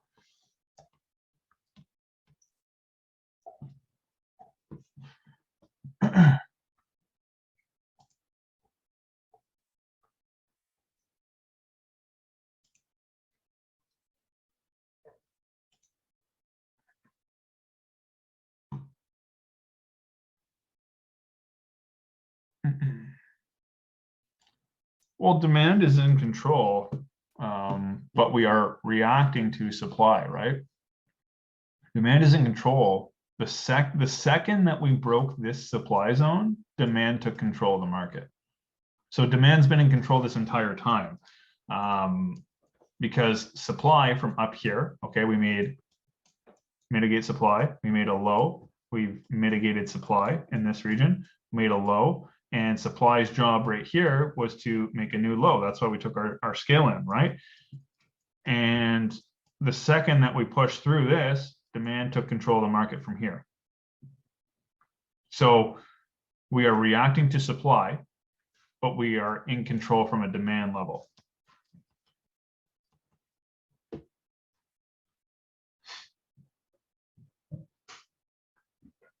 Can you tell me when isn't mitigate?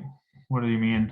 It's a great experience to sit down and watch the price with no FOMO. Yeah, man, there's no need to FOMO. There's ample opportunity available every single day in the market, and yeah, just sitting here enjoying my coffee, right?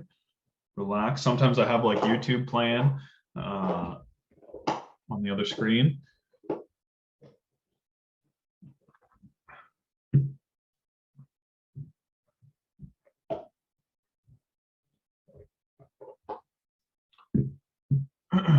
If demand is in control, wouldn't you buy the market when it comes back to the current demand level? I would 100% buy it here if we didn't tap into this first, which is unmitigated supply. Because what do we know about supply levels? Well, supply can very quickly overcome demand to mitigate something lower, right?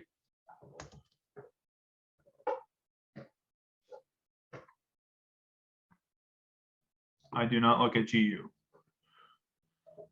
I trade EU only.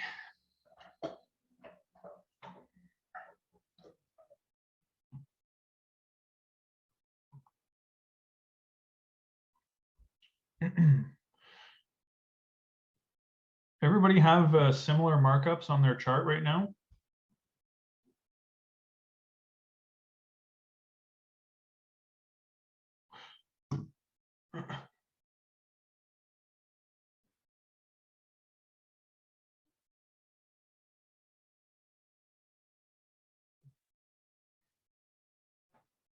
And I guess the real question is, you know, would you have had these same markups without me being involved, right?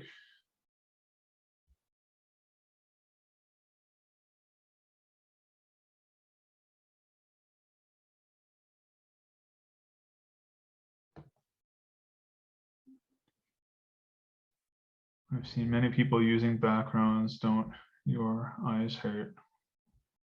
I don't know what you mean. Backgrounds, my eyes hurt for what?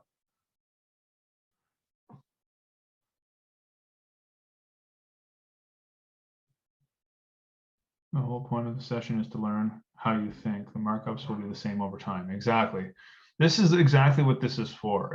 It's not about taking the same trades. It's about understanding the process and the mindset going into it. I mean, you know, I lost like, I don't know how much exactly, but, you know, I lost 0.5% here. And like, I'm unfazed by it. And that's exactly how you should be when you're trading. This was the best part of this entire live session. In my opinion, this was the best part, was taking the loss, because how I acted around the win and how I reacted about the loss, that it doesn't change. It shouldn't change, because it doesn't fucking matter, really.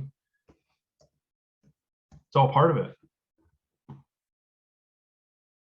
White trading view background. I have like a what do you call it? I have one of these fancy monitors that has like the blue light filter and stuff built into it, so my eyes don't really get too strained.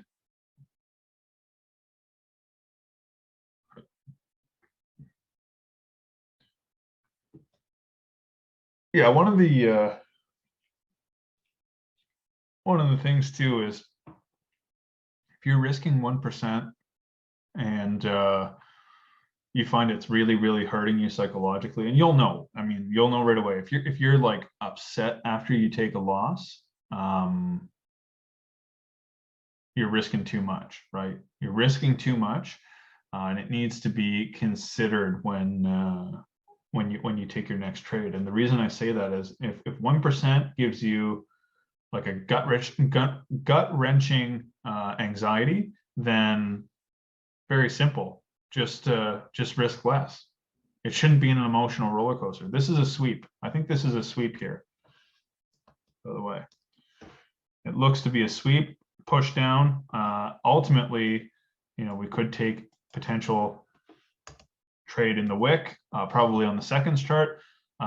Please clear your drawings if you're gonna put them on here. Thank you. Ultimately, I'm still considering, yes, there's a sweep, but I'm still considering this demand level to be broken before then I can trade from this wick.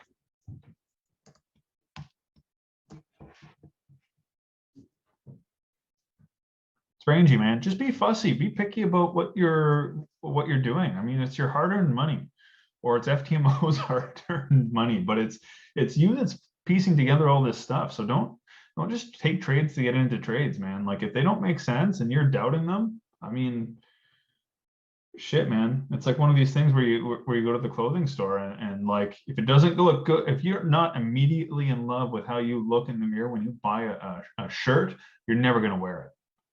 So I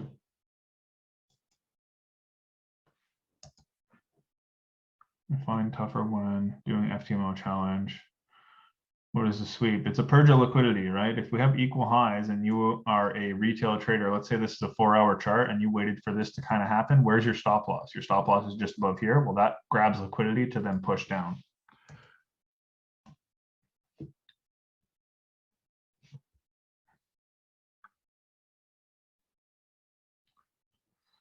Boring price action, guys. Very boring, very rangy.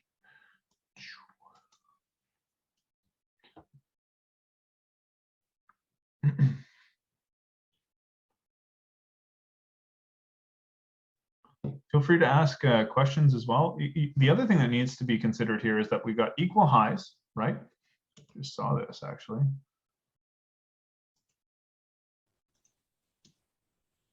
Equal highs, and we've potentially swept into unmitigated supply, right at the extreme.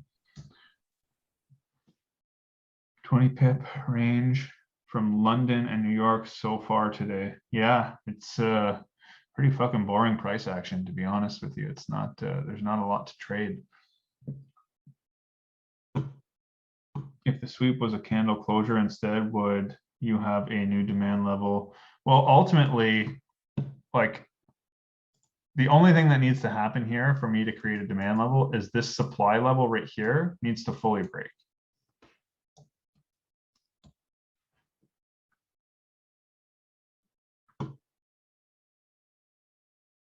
Oh, is it NFP tomorrow? I didn't even, I only look at the news the day of, but yeah, that might be it. We're accumulating, right? If you look at this, like this entire thing is just fully ranging, right? So it is what it is. Why do you want to risk 0.5 or even less in your FTMO challenge? Oh, here we go. We're on the move. All righty.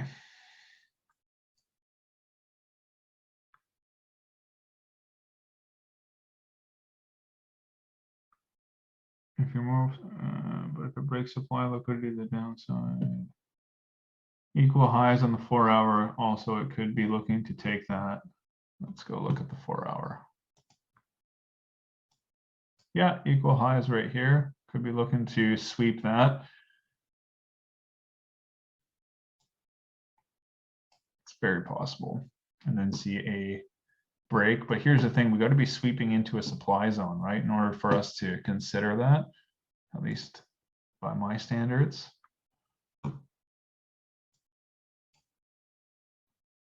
Yeah, being very cautious of this area. Being very, very cautious. Don't, this is very tricky. Can easily get caught on the wrong side of this. 20 minutes, that could cause a small reaction. News in 20 minutes. What do we got here for news? 20 minutes.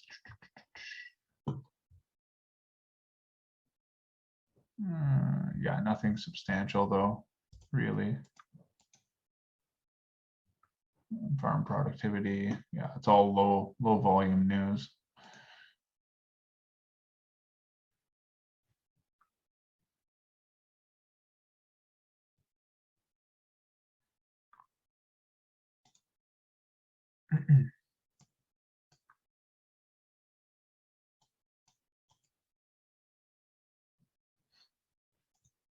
It's a 15-minute.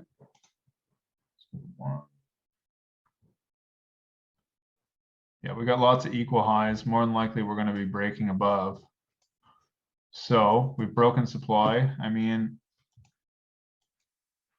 is there a trade available? I mean, technically, you could probably take this wick.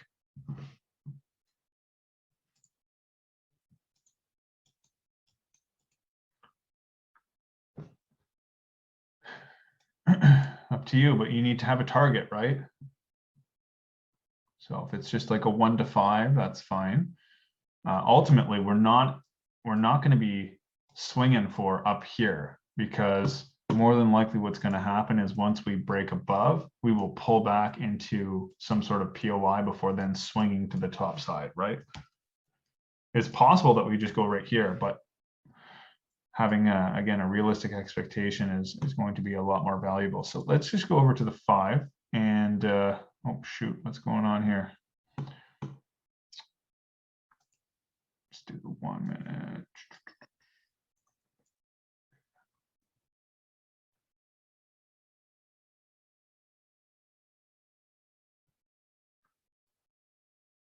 See if the 5 has anything else here. Yeah, I mean, there's a bunch of liquidity resting above this, right? They're probably going to purge it.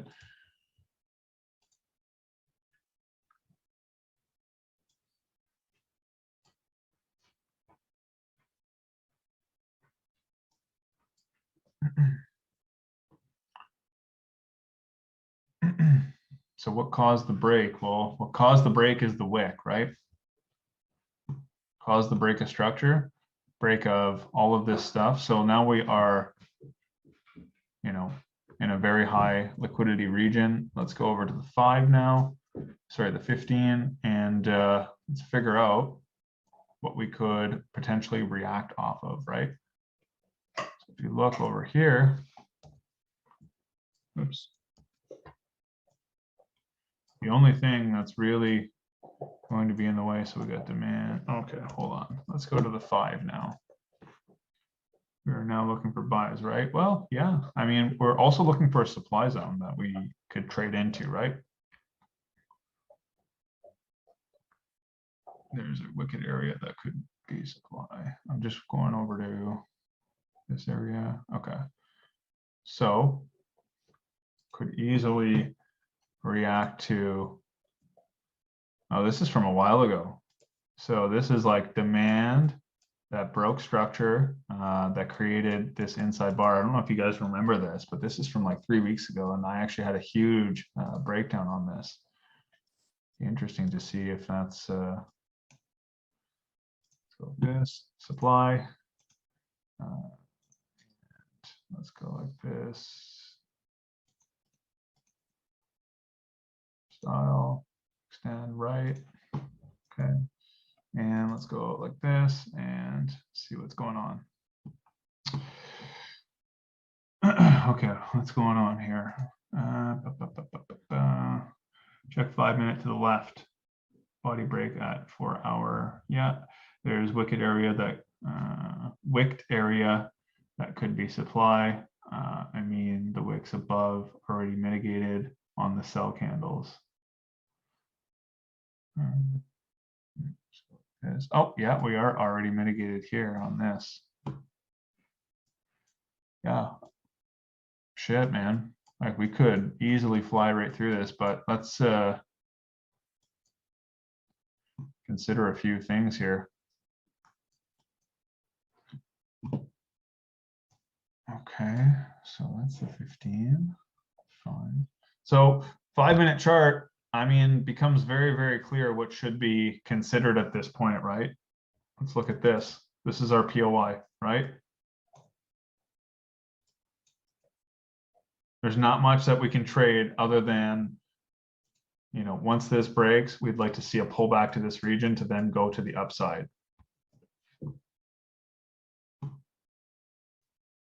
In all fairness, I was expecting a new low to be made.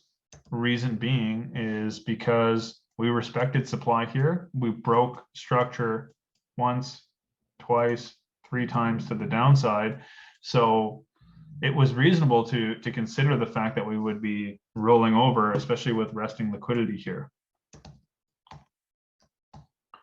So now we wait. Let's go down to the 1. So this entire area here is what we'd be looking at. So could easily do, let's just see what the 50% of this would be. You could take the 50% and, you know, you could have a target all the way up in this and then just kind of trail your stop, right?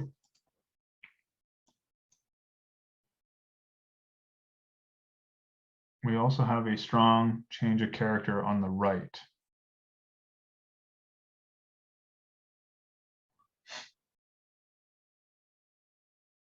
When it pulls back to the area, are you going to place a limit or are you going to wait for a pullback? I'm going to wait for a pullback and a change of character.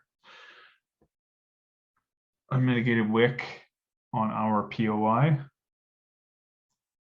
Yeah. So ultimately, like, you know, you could, I guess in theory, assume that demand is in this wick, but when you go out to the 5 minute, you know, this is a range bound kind of demand region. So with stuff like this, you know, just be a little bit fussy. Be fussy with what you're doing. I mean, if you want to take the 50%, which is what I did yesterday, and it worked out fine. But ultimately, just wait for a sweep, change of character. We're in bullish order flow, right? If we get a change of character in this zone, very simple, then it becomes one of these things where, okay, we're certain that supply has broken, demand is taking control, target equal highs. If you'd like to, or trail your stop up to that region up there that we just talked about. And on the flip side, the bearish scenario would be we tap in, we go like this, and we roll over. Well, now we can now target this POI down in this region.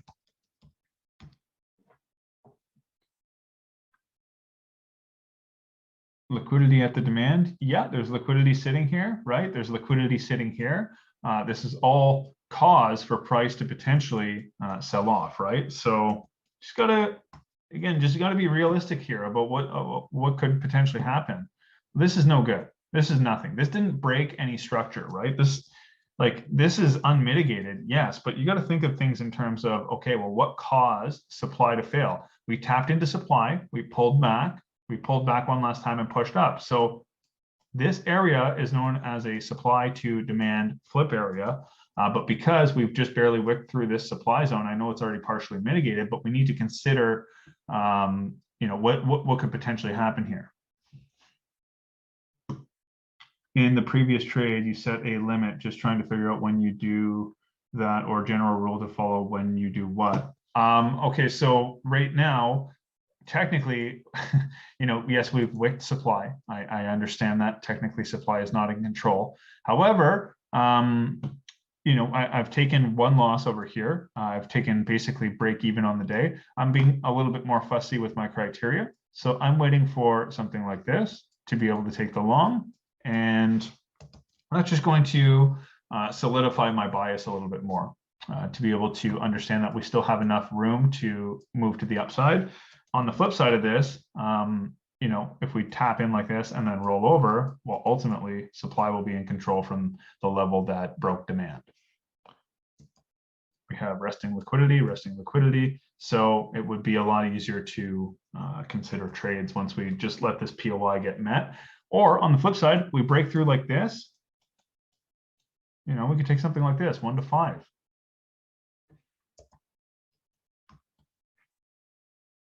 Okay, so basically, if you are in drawdown for the day, you wait for confirmation trades. Not necessarily.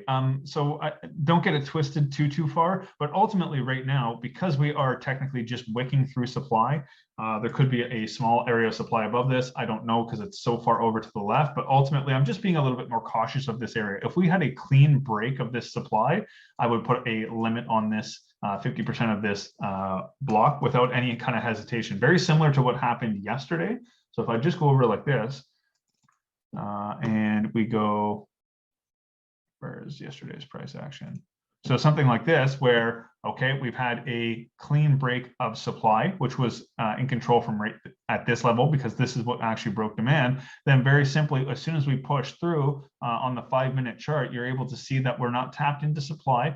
We've broken a substantial amount of supply over here. Well, what caused the break? So this is a lot easier to throw a limit order on without having any kind of hesitation. Whereas something over in this region where we're basically reacting to supply right now, I would feel more confident getting into trades when we show the change of character. And we may never even see it, but we'll basically be able to take something along the leg when we break.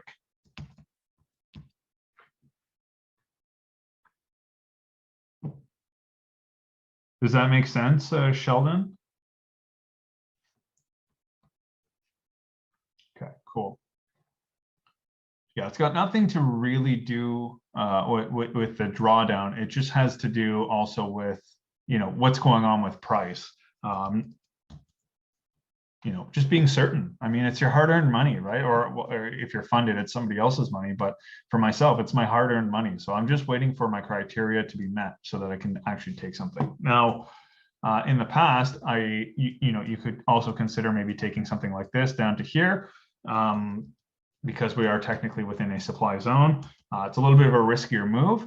If I'm on a hot streak, maybe I will do this, but I am just a little bit more conservative right now. Obviously we broke this little level right here. We've come down. We haven't mitigated any demand. More than likely we'll roll over like this, and you can maybe sneak in like a 1 to 5 like that, depending on your risk management. But there's no guarantee that we won't just go through, create new demand, and then we can take trades like that, right?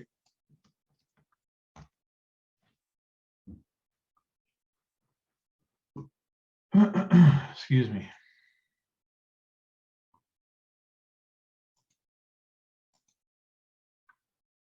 You trail your stop loss to create new created higher highs. So like, let's say we went something like this, okay? And I got into a trade for whatever reason at this level. Ultimately, as soon as we pull back, we know that demand is in control from this level. So if I move my stop loss to just under the demand level, that means that if we break through, and now create supply to target this.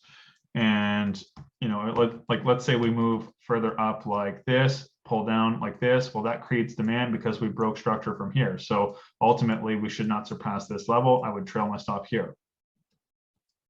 Now, there needs to be unmitigated demand in this level, though, in order for me to trail underneath it, because everything, if everything's mitigated, it can more than likely get ran as liquidity to go down to the next level, which in turn, I would just kind of keep my stop loss at break even.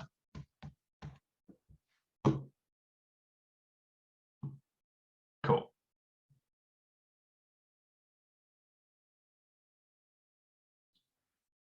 Yeah, well, trading is a very systematic approach, right?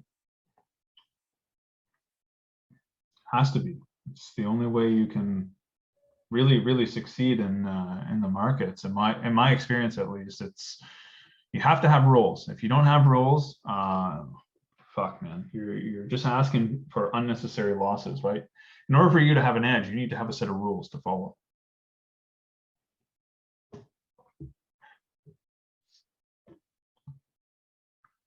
Okay, a couple people with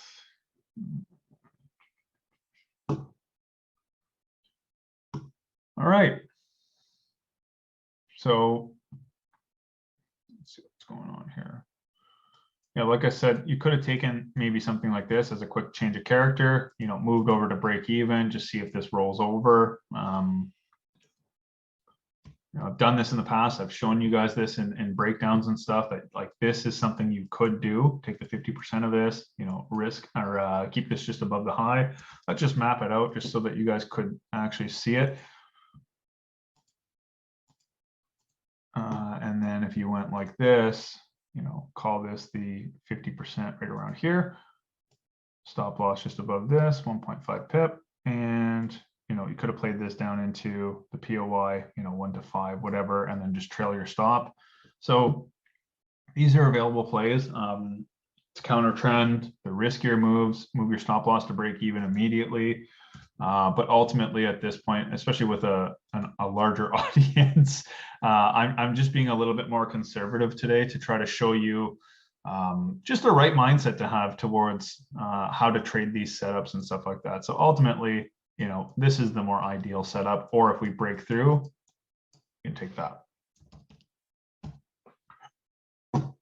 There was a nice flip on the 30-second. Cool. Yeah, I don't trade seconds charts. I'm considering opening the option to use 15-second for market orders. I find myself sometimes, like let's say for whatever reason I wanted to get in here, I find that a lot of times we tap and run and I don't actually get tagged in. I shouldn't say a lot of times. Sometimes it happens. So I'd rather have a market execution on like a 15-second to be able to jump into trades and stuff like that. But anyways, I'm just kind of talking at this point.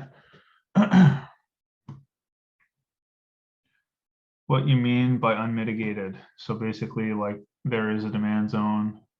You got on that demand candle, got mitigated by forward candle, so it's mitigated. Yeah, exactly. I mean, so before,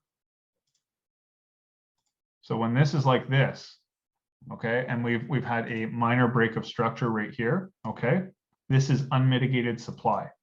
So the second we tap into it and then break structure, it's now been mitigated. Hopefully that's clear.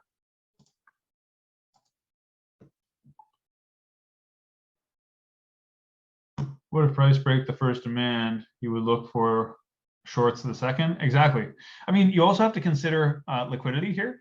Okay, so like let's say we broke this demand right here. This is not really going to be a demand zone, but let's say we broke demand here and then we kind of like retrace back up to this area where there's unmitigated supply. I would take this trade and I would target now probably a 5-minute POI, because this would be counter trend because we've broken structure. Now we're expecting a pullback, right?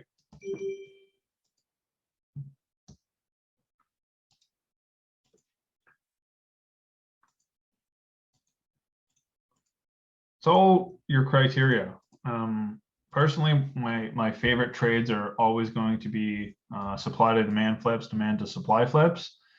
That's what I'm most comfortable trading. They are very quick in and out trades because typically there's liquidity on the side of the market that you're looking to target. Yeah, so equal lows, sweep, possibly come back up, mitigate supply, roll over, create new supply to then target this level, right?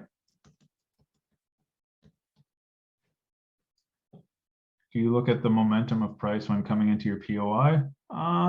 Sometimes. I mean, it doesn't really matter. I mean, ultimately, you got to remember that, like, if demand's in control from this level right here, it has one job. It has to take out this supply level.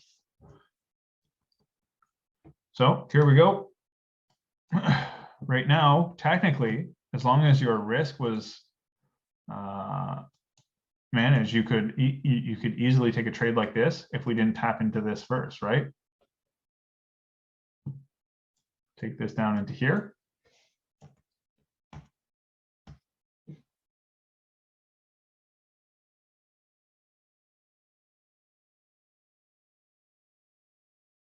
And like I said, you could have probably taken this, like we talked about, because this broke this structure. On a lower time frame, this is going to be a structure point, right?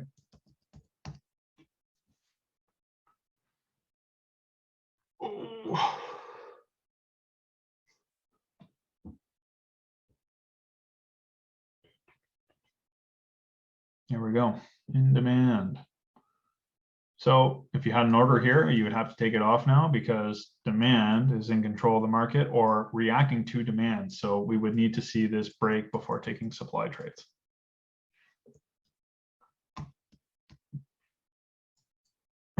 Okay, so 5 minute. Yeah, so let's go like this. Oops.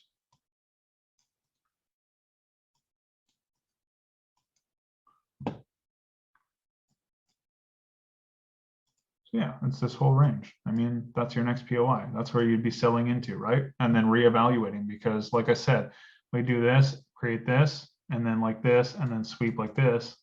Well, then it's easy to then target this high because that means that this low would be protected. And look at, we have so much liquidity sitting under here, right?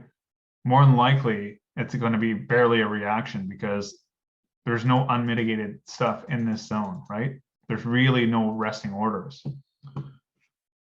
But you got to see it break first. So if we just have a pause right here and then we go like this, well, ultimately this is what broke it. And that would be signified by the 5 minute supply right here. Cool. What if price breaks demand? Do you look for momentum? Could you repeat the last thing you said? Oh shit, Sheldon, I don't know. In terms of if you took the sell, would you remove the limit order because it touched them? Yes, exactly. So look at when price is sitting. Where's my replay tool? When price is sitting like this, okay, there's a supply level sitting right here. Okay, so you could technically put a limit on right here. Now, with my rules, I would need to target unmitigated demand levels, right? So because this is an unmitigated 5 minute demand level, my first target would have to be here. So my risk reward is not going to be great enough for me to actually take this trade. But in theory, all of the things other than the risk are in order. We've checked all the boxes for entry criteria. We've broken structure. We've got a very, very clear order block. We've pushed back up, and then we could go back down into here. Now, what I'm looking for at this level is now a reaction that would not break, push down, create supply. Hopefully that clears things up, Sheldon. We broke. We have broken. Yeah. Cool. So we've now swept into this area right here. So this is where things get a little dicey, right? Got resting liquidity sitting underneath, right? We're just depleting demand orders, right? Whatever was left in that wick, we're depleting it. And if we roll over, that's where we're going to take trades from. Because right now, to get into a demand trade, we need to break this supply first, right? To be able to take this, run the high.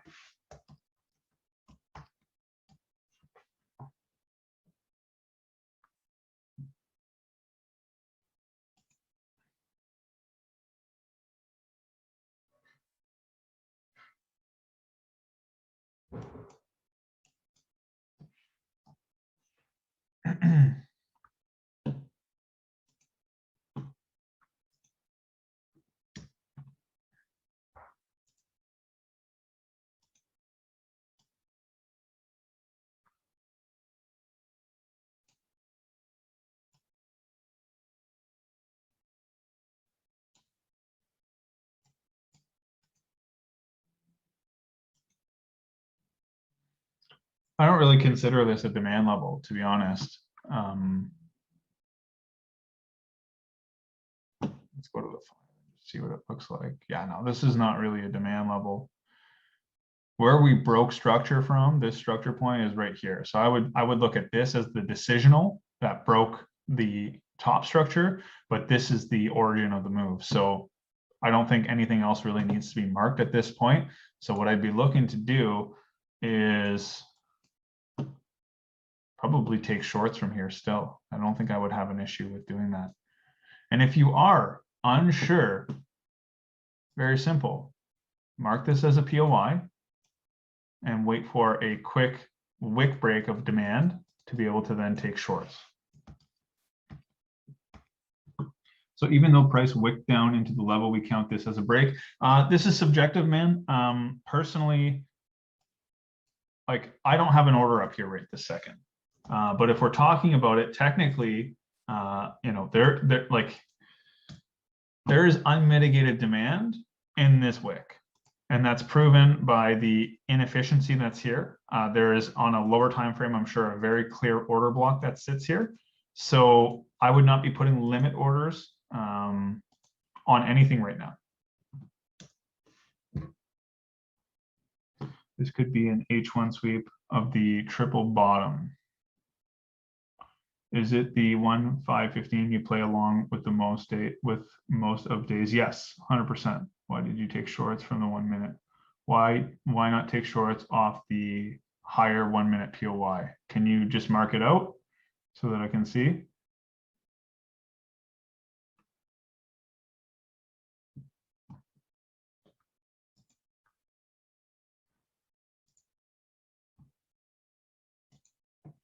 Or not? The one right above my entry. I don't have an entry here. There's no entry on the chart right now. Just if you can annotate it so that I can see what you're talking about.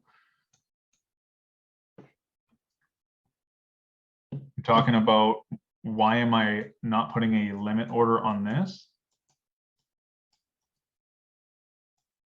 Because technically there's a demand level that we're reacting for. There's a 4 minute order block where you're looking to sell a 4 minute order block. I don't use the 4 minute chart. I think if you're not using one chart, personally, if you're not using one chart to decipher your entry criteria and you're looking for the 1, the 2, the 3, the 4, the 7, the 6, you're fishing for reasons to get into trades.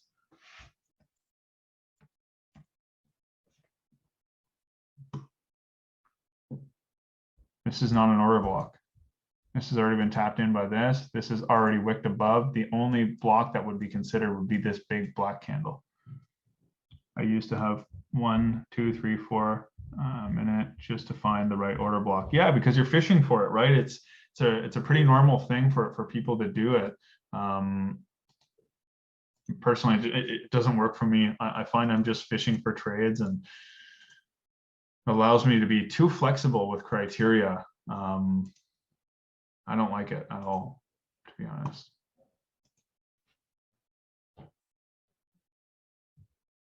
Two-minute order block is more clear. That's great. I don't use 2 minutes, so 1 and 5, that's all I need. Why look for sells when we are bullish even after the tap of supply? Well, here's the thing. If we broke a demand level, right? We literally broke a decisional area of demand right here. What is demand's job at this level? Demand's job here is to take out this high. If it doesn't do that, then we can easily come back up to here and then roll down into the original demand that took out structure, right? Because we've broken structure, we've broken supply. What do we do after we break structure? Well, we pull back. So why can't we play the pullback?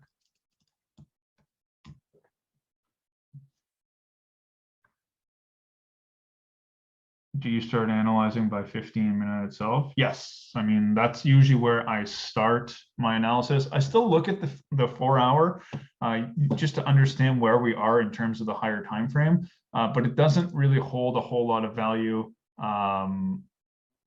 for intraday trading.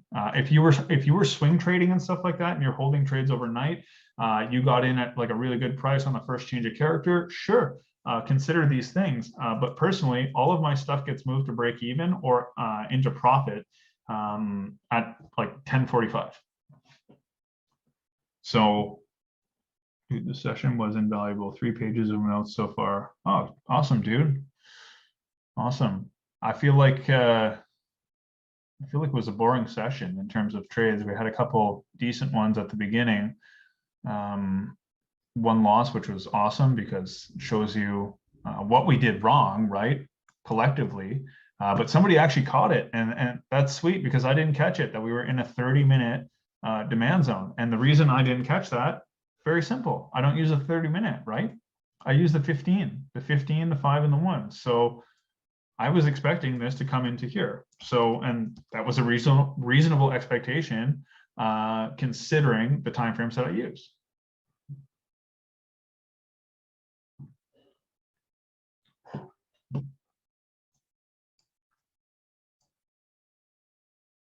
So should we do this one more time next week? Yes or no?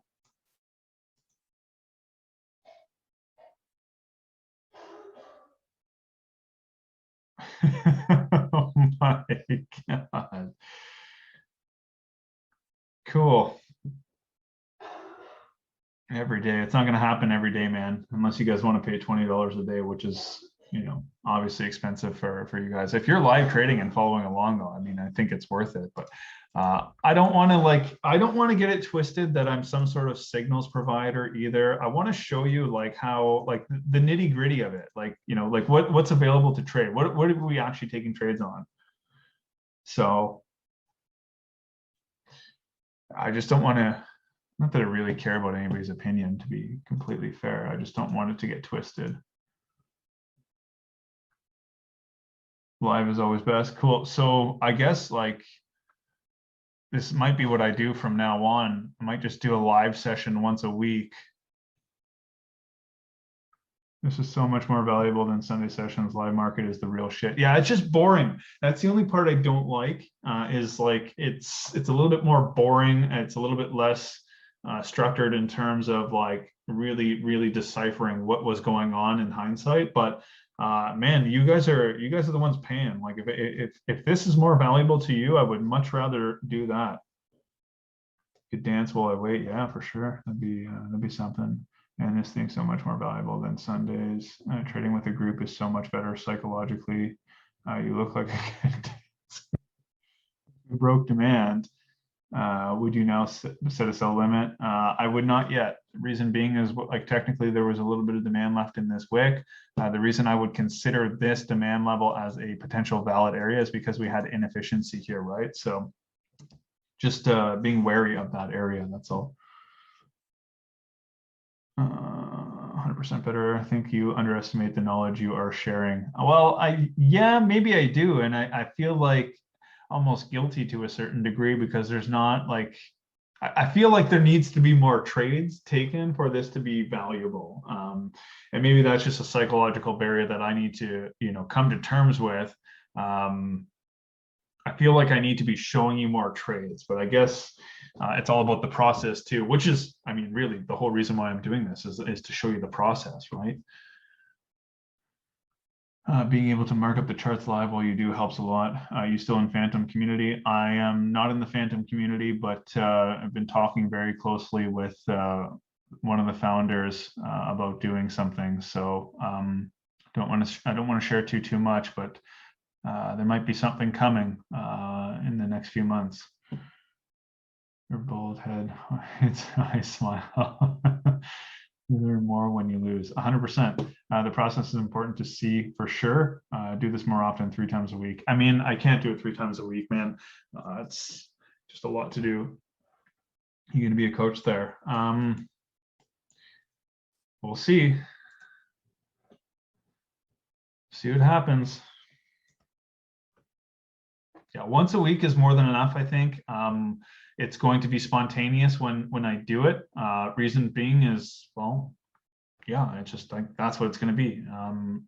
There has to be some sort of demand that's going to be involved with a low supply, the supply being the time factor. So I will always release it the night before whenever I'm doing it. And yeah, $20 is kind of going to be the realm that I'm going to play in. It's going to be available to watch in hindsight, of course, with recordings, I think, is what I'll do. But ultimately, the knowledge happens in that moment. Like it's about being here on time and stuff. And hey, here's the thing. Anybody who's here right now, I want to say one thing, and I'm going to be very, very strict on this. I'm going to be opening these at 7:45 in the morning instead of 8, 15 minutes prior. If you're not in by 8, I'm not admitting you in. That's what it's going to be. So I'm punctual. I've been nothing but punctual for the entire community. And I expect a little bit of respect on that front. So I hope that's reasonable. If you're late, just don't show up. You can wait for the recording because you're distracting. You're distracting others. You're distracting me from actually providing my analysis in real time because I have to constantly admit people. So show up 7:45. 15 minutes prior to the session. You'll have till 8 o'clock. Anybody after that, you're just not going to get admitted. You'll have to wait. You know, take this serious. I take it very seriously. I don't need to be doing this. I don't need, you know, the $2,000 US that I make from doing, like, dude, it doesn't benefit my life in terms of the money. In all fairness, we make lots of money doing this. So it's about trying to help people. And if you guys want the help, just show up on time.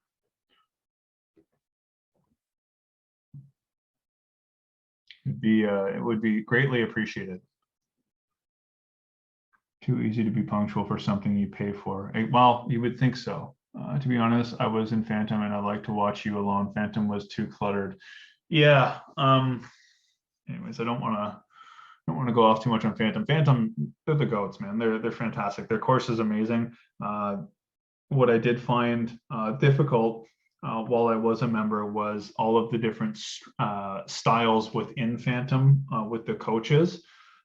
This is really, it's very beneficial because this is how you develop, you know, what strategy you'd like to adopt.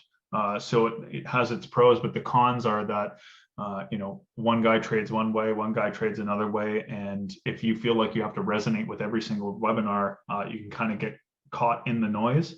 And I think this is, every community is like that, right? Where you can very easily get caught in all of the noise of the different mentors. So.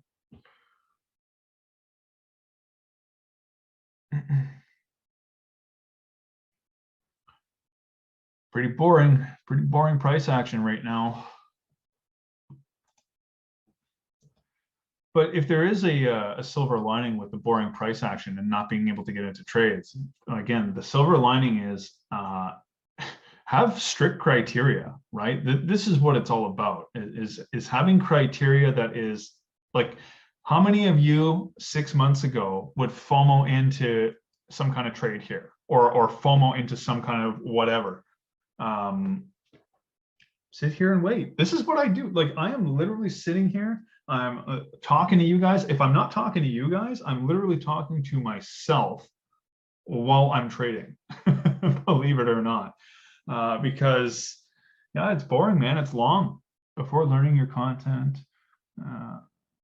can you please tomorrow live session during NFP? I probably won't be trading NFP, to be honest. It's the long weekend as well. I have Labor Day weekend. It's a holiday, bank holiday on Monday. I plan on probably getting pretty shit-faced tomorrow, to be honest, and eating a bunch of good food, drinking a bunch of good craft beer, and just not worrying about the charts. So we trade for freedom, man. That's the bottom line. It's pay yourself, give yourself the time to enjoy everything that you're doing, how far you've come, because without any of that, None of this really matters.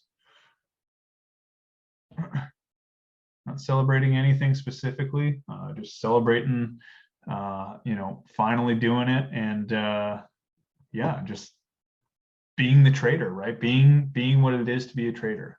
Yeah, it's a POI, but ultimately, like, you know, I need this to break.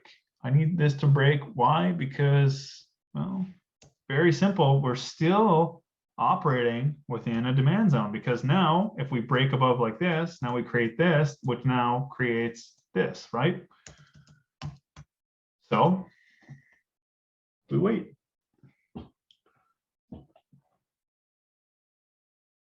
Personally, I get more confusion from not offending anyone before following you, so thank you. Awesome. You help tie everything together. Celebrating anything is far more important to learn how to trade using trading rules and patience. Yeah, man, that's like, this is what it's all about. Love the green screen. I forgot that I had it. Yeah, the fractal markets behind me. Do you have an Instagram? Yeah, fractal markets at at fractal markets. Highest RR I've caught on a single trade, probably close to 30, probably just over 30 actually, a couple months ago.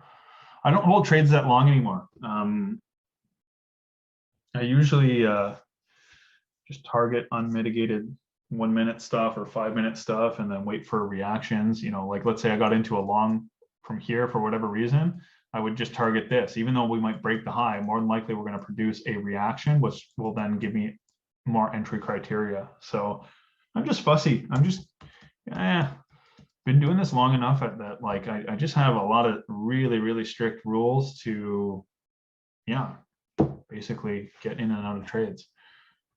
So look at, here's unmitigated supply, but here's the thing, we are still reacting to demand. So this is probably going to be a really good example. We might break above here, right? So that's supply. See? Why? Because we're tapping back into demand, right? So you might have got wicked out of this, depending on where your stop loss is, right? You go through magic key settings, not today, but later. Yeah, I will. All kinds of stuff to come, right? All kinds of fun stuff to come. Just all in due time. Somebody was asking about a Discord community. Honestly, you know what the problem with the Discord community is every single day I have to be tending to people who don't really know what they're doing, and tending to people. That's not what I want to do. I want to be able to teach people that want to show up on time. They want to be structured. They want to go through. I don't want coaches.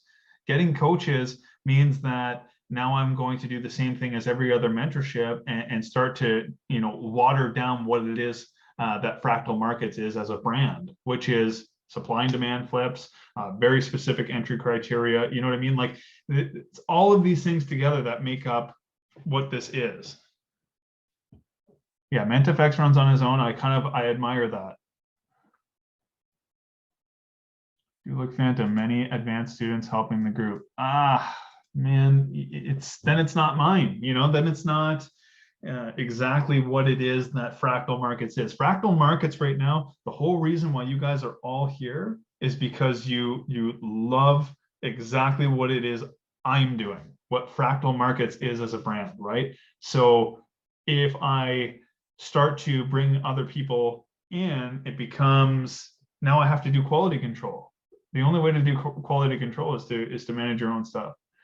It's a more personal experience. Exactly. It's not for everyone, but it's a more personal experience. Okay, here we go. Listen for president, those selling PDFs. Do what makes you happy. Exactly. Okay, so let's look at 5, see what's going on here. Somebody just coming in right now. Holy, they just missed the whole session. Okay. Does anybody have entry criteria here that they like? We broke supply. Ultimately, no, we didn't break supply yet. Here's the thing. This low did not go lower than this. So this is not supply. We operate within this entire range right now. This is still supply. Does everybody understand that? Yes or no? This high right here, okay, like this is not supply. And the reason this is not supply is because we would have needed to break this low for this to become supply. Oh, fuck. There I go again. Not sure. Is it fair to say that the general rule of thumb is if you are in demand zone, the role that demand is to take out unmitigated supply, vice versa? 100%. I joined your Telegram group because Phantom reposts you and I see the chart. And day to me, and this guy trade very similar to you. This could be a game changer. Cool. Awesome. Let's go like this. Let's go like this.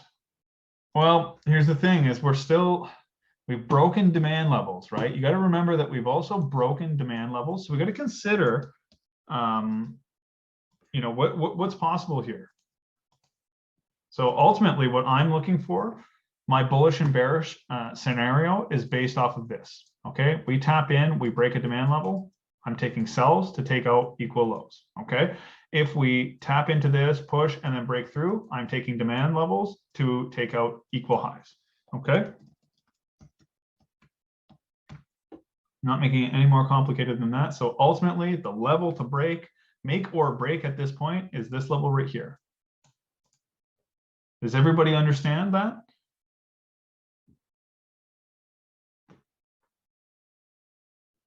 Cool.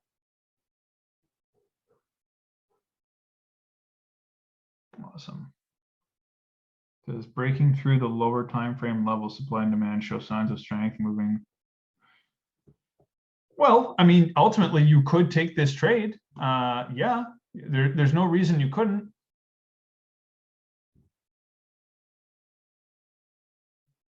Yeah, why not? Should we take it?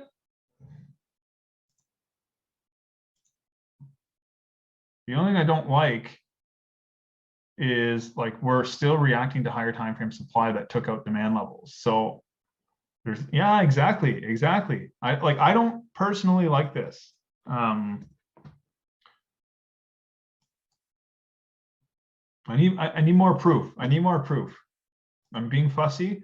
As you guys know, my entry criteria is my criteria. What I want to see is demand or supply to demand flip, or tap in, break of structure, take this, and away we go, right? Now, if we just break down like this and break this demand level, now I have supply to trade from. Cool.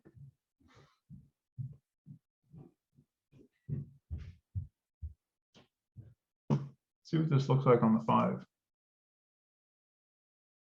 Yeah, I don't know. We broke this demand level pretty heavily. I'm expecting to come up to here and then fuck off, right? That's all. 30 minutes till 11 a.m. So you typically want enter trades right now. I'm going to stick around. Depends. I mean, if my criteria gets met here, I'll take this and just move to break even almost immediately and let it just kind of run. But yeah, I mean, ultimately, I'm not taking too many trades after like 10:30. So choice is yours, whether or not you'd like to, but personally, my time is more valuable. You find these levels less SD relatively new, but I feel like I'm grasping everything except the supply and demand flip. Okay, so look at supply controls the market from this level. Okay, the reason it controls the market from this level is because we broke this demand level from this level, right?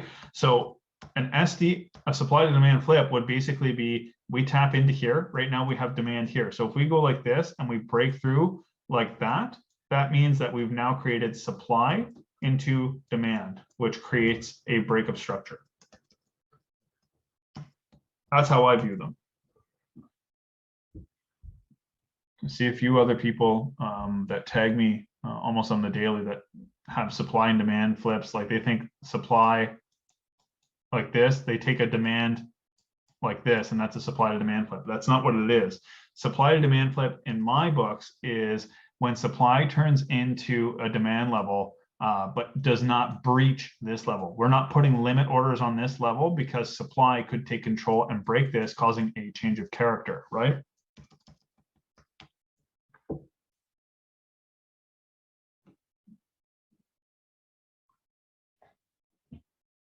Boom, like this, or boom, take out the low, and then like this. Tons of liquidity sitting underneath here to come down to this level, right? You got to remember where we are too, guys. In terms of, the 5 minute, we've broken major level of demand. We've broken through. We're expecting to see a pullback probably to the POI to then go higher, right? Don't get lost on the 1 minute. Understand the whole narrative, right? Because when you get to supply zone, it should take out demand. Otherwise, we don't flip. Exactly. Exactly. What's supply's number one job? In order for supply to take control of the market, it first needs to take out demand, right?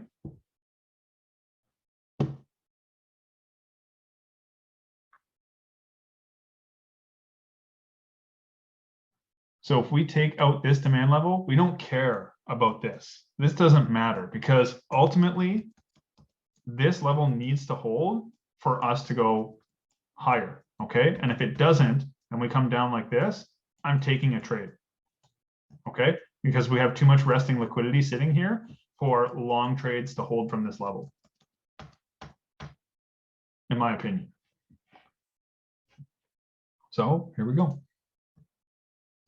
Demand, I know it's been wicked into, but we'll just call this entire area a demand level, because what we're really wanting to see is a break of this structure point, okay?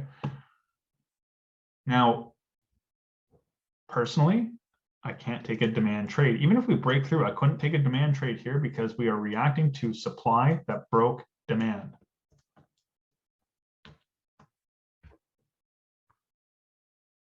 Okay, we're depleting demand orders. That's what this wick is doing right now. We are sucking up all of the demand that is sitting here, producing a reaction so that we can then run as liquidity, right? Because what do we know about mitigated order blocks? They are liquidity, right? And you can see the choppiness in the price, the up and down that's happening here. We're depleting orders because demand's only job is to take out supply. And if we can't take out supply, then we create new supply. On the flip side, if we push up like this, now we have new demand. Yeah, man, 100%. Mitigated order blocks are liquidity. Why are they liquidity? Because there's no resting orders in them. There's nothing for price to hold at these levels, right?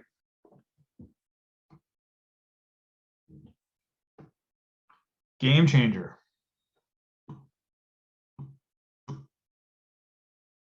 Like, look at, we've got in this POI, okay?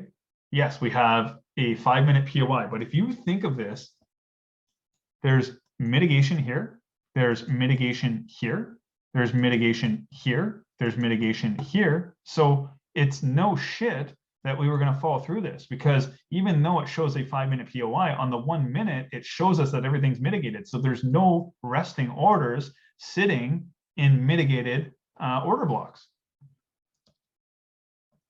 Hopefully that makes sense. I don't know if I'm explaining that right, but makes sense in my head.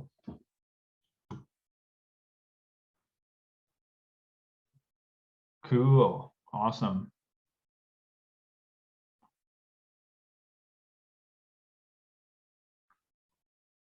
Still in supply. We could run this high and then still melt over.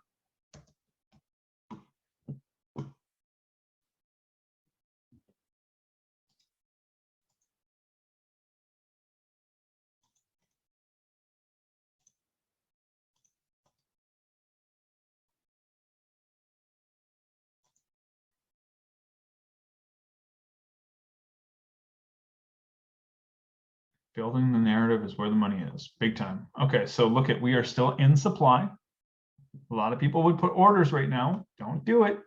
Don't do it, because we could easily now break this demand level and break down. Okay, look at, we're still in supply. We've broken, we've wicked supply. Okay, now we've broken. So guess what? Where's our order? Could you put an order here? Of course you could, right? Personally, I would be doing the wick, and I would probably even do the 50% of the wick, to be honest. 1.5.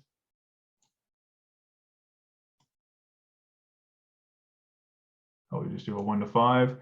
Is Phantom FX the course you would recommend if I wanted to get additional clarity on how to trade? I've seen supply and demand trading, but never like this before, and I've seen a lot of different courses.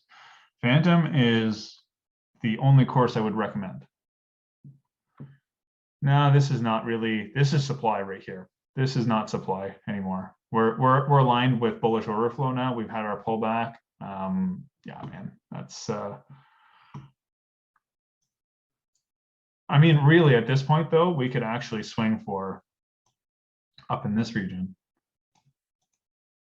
because that's the only thing holding us, right? Let's see what the 5-minute looks like. Yeah, we're good. We're good. We can keep that order there.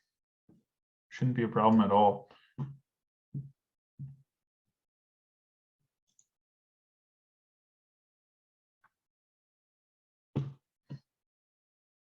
This here will not hold if this didn't. You know what I mean? Like this is what needed to hold. Especially because we're aligned with bullish order flow. Let's go to 5 and just see. Yeah, there we go. Yeah, we're good, man. We're golden. Everybody understand what a supply to demand flip is now? So supply could not take out this demand level, produced a break, and then created the demand. Loads of liquidity. We're going to fly. More than likely, we're going to fly to this level because there's nothing standing in our way.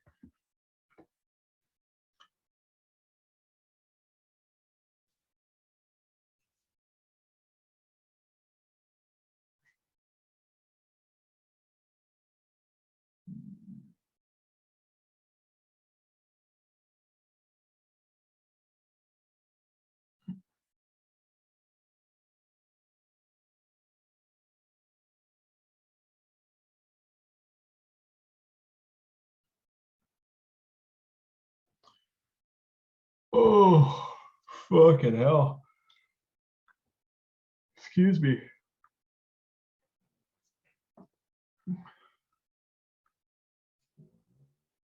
Will you wait for the market to arrive at this zone? Well, like, I mean, I'm not, I'm shutting this down in 20 minutes, no matter what. I'll probably shut it down in a few minutes, to be honest. Need to go take a shower. I got to go walk the dog. I'll probably jump on Instagram live, talk about a few of the setups, all that fun stuff. So while I have everybody here, I mean, you know what? You guys are the ones that are actually hungry enough to do this, I think. Everybody that's within, you know, this New York live session right now. I am going to take this opportunity, of course, to market the masterclass to you so that you understand what it's all about. So if you're on the fence about it, totally cool. I'm not going to push the envelope. I'm not going to be DMing you or anything like that. If you want additional information after this, you know where to find me. Happy to talk about what's to come. Essentially, you got about, I think I'm around 26 pages right now and still going with my trading plan PDF that's going to be given out to every single one of the masterclass students. It's going to happen probably on Monday. It'll be going out to the guys in September, maybe Tuesday, depending how hungover I am on Monday, of course. And yeah, you're going to be able to have a, let me just show you what's going on here. I've got all of the Telegram groups for September 12th, 11th, and 10th, where everybody's going to be added. So you'll have your own community to basically talk back and forth, share charts for the whole 6 weeks. You're also going to get an additional live trading session with me where we can copy trades or at least do exactly what we're doing right now. And what else? Yeah, we're just going to have access to be able to talk back and forth with me daily with your markups, understand what it is. You're going to get more in-depth breakdowns every single day as well as to why I took the trades I did, losing, winning, break-evens, all that fun stuff. And yeah, so I wanted to mention that to everybody here because you guys are honestly the ones that are taking the chance to even come and do the live New York session. And you're ultimately ones that are after it. So if you're interested, man, a couple spots left in November. I think there's 3 spots. You know, don't sleep. I don't care if you do or don't. They're going to get filled no matter what. Whether it takes the week before, whether it's today after this, I'll tell you right now, they're going to get filled. So if you're considering it, you know, the wait is over, man. Don't kid yourself. Like if you want to be funded around Christmas time, or if you want to actually potentially be a full-time trader by end of year, this is the opportunity. Do what you want. Makes no difference to me. I'm already doing it. This is literally my life. So do whatever you guys want to do. I just want to make sure that everybody knows that it is available. It's very limited right now. Like I said, I think here, I'll just go over to Calendly and I'll tell you exactly how many spots are left. My account, let's go to fractal markets, masterclass. There's 1 spot. You know, get after it. I don't know, I don't know what people are waiting for. I don't know how much proof you need for me to be transparent. Anyways, to each their own. I've signed up and paid for everything you've ever done. Oh, I love it. I shouldn't apologize for this, but I feel terribly that I'm offering so many products and people are purchasing them, but like I got to put some sort of denomination, dollar denomination on my time. And yeah, man, this is what it's worth to me. It's still too cheap, but this is what it's worth to me. So thank you for the ongoing support. It's crazy, man. Never thought this was going to happen. Never thought something this simple, the way that I approach the market, would ever be monetized other than the way that I just trade and make money that way. But this is, I mean, man, it's crazy. It's really, really crazy. It's really cool to see. I think I have to all been great investment, pass my stage 2 verification 100K account today. Hey, awesome, Steve. And guys, if you've passed FTMO because of the content that I've helped with or whatever, shoot me a DM today because I'd like to talk to you about a few different things. One of them is I'd like to do weekly Instagram lives where we can just kind of shoot the shit back and forth, talk about the process, show people that it's available to do, that it's easily attainable. So if you guys are interested and you're okay with talking back and forth in front of the public and stuff, I would love to kind of interview you throughout the process of, you know, what it took to become that, how it is that I've helped, who else has helped you. This is a platform for everybody, and that's what I'm trying to do. Thank you for everything. It does a lot. You put a limit order because New York session ends soon. I don't have a limit right now. I was just putting this as a markup. Like, I'm done trading. Ultimately now I'm just kind of shooting the shit with everybody. So I will take this limit order off. I just want everybody to see the process. You know, just full transparency. Like, there's nothing I can do here that isn't transparent. And that's the whole reason I did this. You know, I still have the people that, you know, why don't you post MetaTrader 4? Why don't you do this? Why don't you, like, because I don't really care about your opinion, to be honest with you. I don't ask you what's in your bank account. That's it. I don't really care. No, ya fue, boludo. Ya murió el... Oh, good God. Come on, man. Read the room. Would you take the would you take the limit order because all the supply has been? Yes, if this was like the beginning, so Sheldon, if this was the beginning of the session, my limit order would still be here. And the reason why is because this limit order, oh no, it doesn't really correlate with the 5. But ultimately, this is what caused supply to break, right? So this is where supply tapped in, broke through, and I would put a limit. If this was the beginning of the session. Now, if we go up like this, we pull back and do something like this, well, now demand is technically in control from here because we've broken structure from this area. Why did you take limit order off? Well, because it's the end of the session. I'm done trading in like 10 minutes. Do you trade New York morning just because that's your time? Yeah, I just trade New York because honestly, like that's the time that works for me. I'm not up at 3 in the morning to trade London. I don't really care to do that. But ultimately, New York lines up with I fit trading into my lifestyle. I don't revolve my life around trading, if that makes sense. First priority of the day is get my ass out of bed and go to the gym, and then come back, have a coffee, jump on the charts. That's how it works out for me. I incorporate trading into my lifestyle that I already have. Obviously, this is a little bit privileged because it just works out with where I live in the world. But so the strategy is not specific. I can trade my morning. Yeah, exactly. What do I do after trading? Well, right now I've been working on masterclass stuff for the past few weeks. But typically I do whatever I want. If I want to go out and pull weeds in the garden, I go do that. If I want to go for breakfast with friends or family or my girlfriend, whatever, I go do that. If I want to go cook lunch in the house and make pasta sauce from scratch, I go do that. It's the beauty. It's like there's nothing specific I do, but I do what I want. That's the beauty of this, is being able to accommodate whatever the hell it is you want to do, not have any other obligations.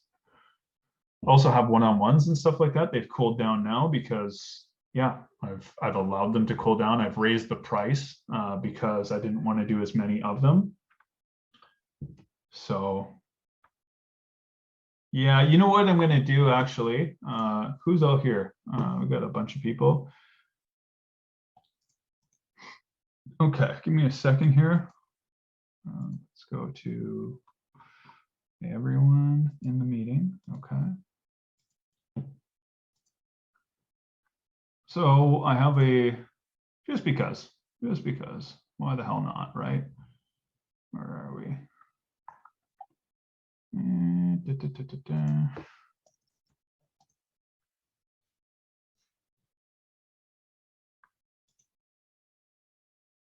What is this?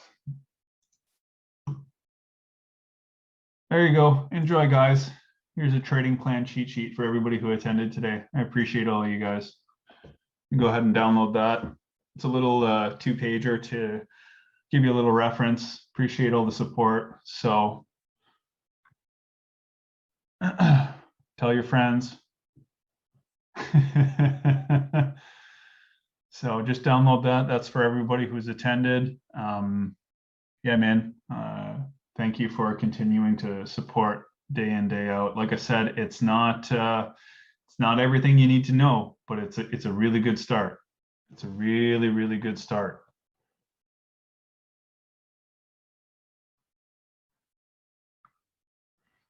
Any chances they're going to do it in November? So yes, I'm going to be. I'll more than likely host another masterclass in November. Can you show the colors? My sound went out. What are we downloading?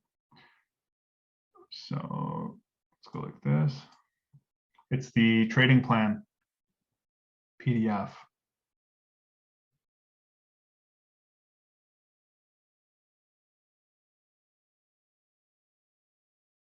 Well, here's the thing. I can't tell you all the criteria for what it is to do in these circumstances. That's what people are paying me thousands of dollars to learn. I feel like I'm giving out more than enough for a $20 session. So Okay, so give me a second. Here's what I'm going to do. I'm going to do this live with you guys right now. I'll go to Calendly, and I'm going to go back over to this like this, and I will email it to every single one of you guys. Let's go over to my account, scheduled events. So pending, past. Okay, details. So I have, oh, sick, 100 people signed up. That's cool. Export. So what I'll do is I'll do this now. And okay, so here's everybody who was in this today. So I will copy every single person. And I will go over to my email so that you guys can see that this is all happening. Compose. I will do this to every single person. Subject. Trading plan cheat sheet.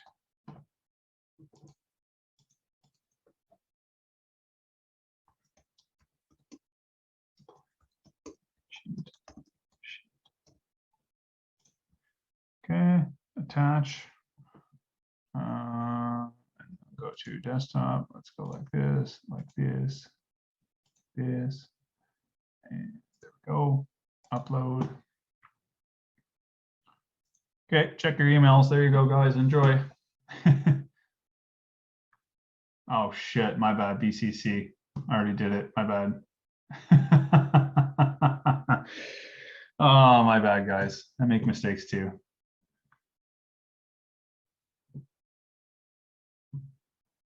My bad. Sorry. I'm not an office guy. I was a tradesman before this. I'm not very smart with all that stuff. Be good human beings and don't do stupid shit and email everybody. My bad. Received. It's fine. Okay. Yeah. So trading view colors. I'll do those really quickly. Will you combine the Telegram groups on the 30-person after the masterclass is over? That is the intention. I will be doing something of that nature so that you guys can interact with each other after the fact. If you bought the masterclass for November, is there a possibility to take it in September? No. Unfortunately, I am absolutely full. I think there's 33 or 34 people for September. I'm already over the limit because I promised people and I don't want to go back on my word, but ultimately there's nothing that's going to be available for September. So yeah, anyways, that's sent out to you guys. So my trading view colors are like this. Body, third gray. So take a screenshot, okay, of this. Take a screenshot and be able to take this. And then go over to this. This is just 100% black for this body. The borders are 100% black. The wicks are gray. So just take a screenshot of this entire thing. Here, Command Shift 4. Okay, and then what I'll do is I'll just take this. Oops. I'll paste this over into the Telegram group so that you guys can have it. Listen, I'm letting everybody go. It's a couple minutes to 11. I'm gonna go eat some breakfast finally. Didn't get to eat because I was rushing over to do all this. I'll post them all in the Telegram, guys. I'll post the colors for demand and supply, and you guys can check all that out over there. So thank you guys. Hopefully this was helpful. Wish we could have got into a couple more trades, but it is what it is, right? Yeah, November is going to get Telegram as well. So thank you guys for being a part of this. Appreciate all you guys. We will look forward to possibly doing this next week, maybe the week after. I'm in no real rush to do the next one. I've got lots of stuff I need to be focusing on, so we'll see what happens. It'll be a surprise. I'll always let you know the day before, and you can see everything gets sold out very quickly. So don't sleep on the opportunity. Just jump on it ASAP. not for me, do it for you, right? Okay, well, deuces. Have a good day, everybody. Hear what in the chart. Thank you for the support again, and we'll talk soon. I'll let you all go, and I will be emailing out the links with BCC, promise, to the private YouTube channel. So you guys will have to let me know how all that works out. Just a quick question with that last break of structure. Would you now trade off the new recent demand? Probably not. I would probably be trading down in this region still. Reason being is, like, ultimately this is what caused supply to break, right? This is what caused the break of structure. So this didn't break any substantial structure. You could potentially take a small, like 1 to 5 like this, but ultimately if we have a higher time frame target of up here, more than likely we're going to come sweep liquidity, tap into the demand at the origin, and then come back up. Cool. BCC, yeah, sorry Neil, my bad, bro. I'm a dummy. I do dumb shit all the time. Okay, what's up? Thank you guys. We'll catch you guys soon.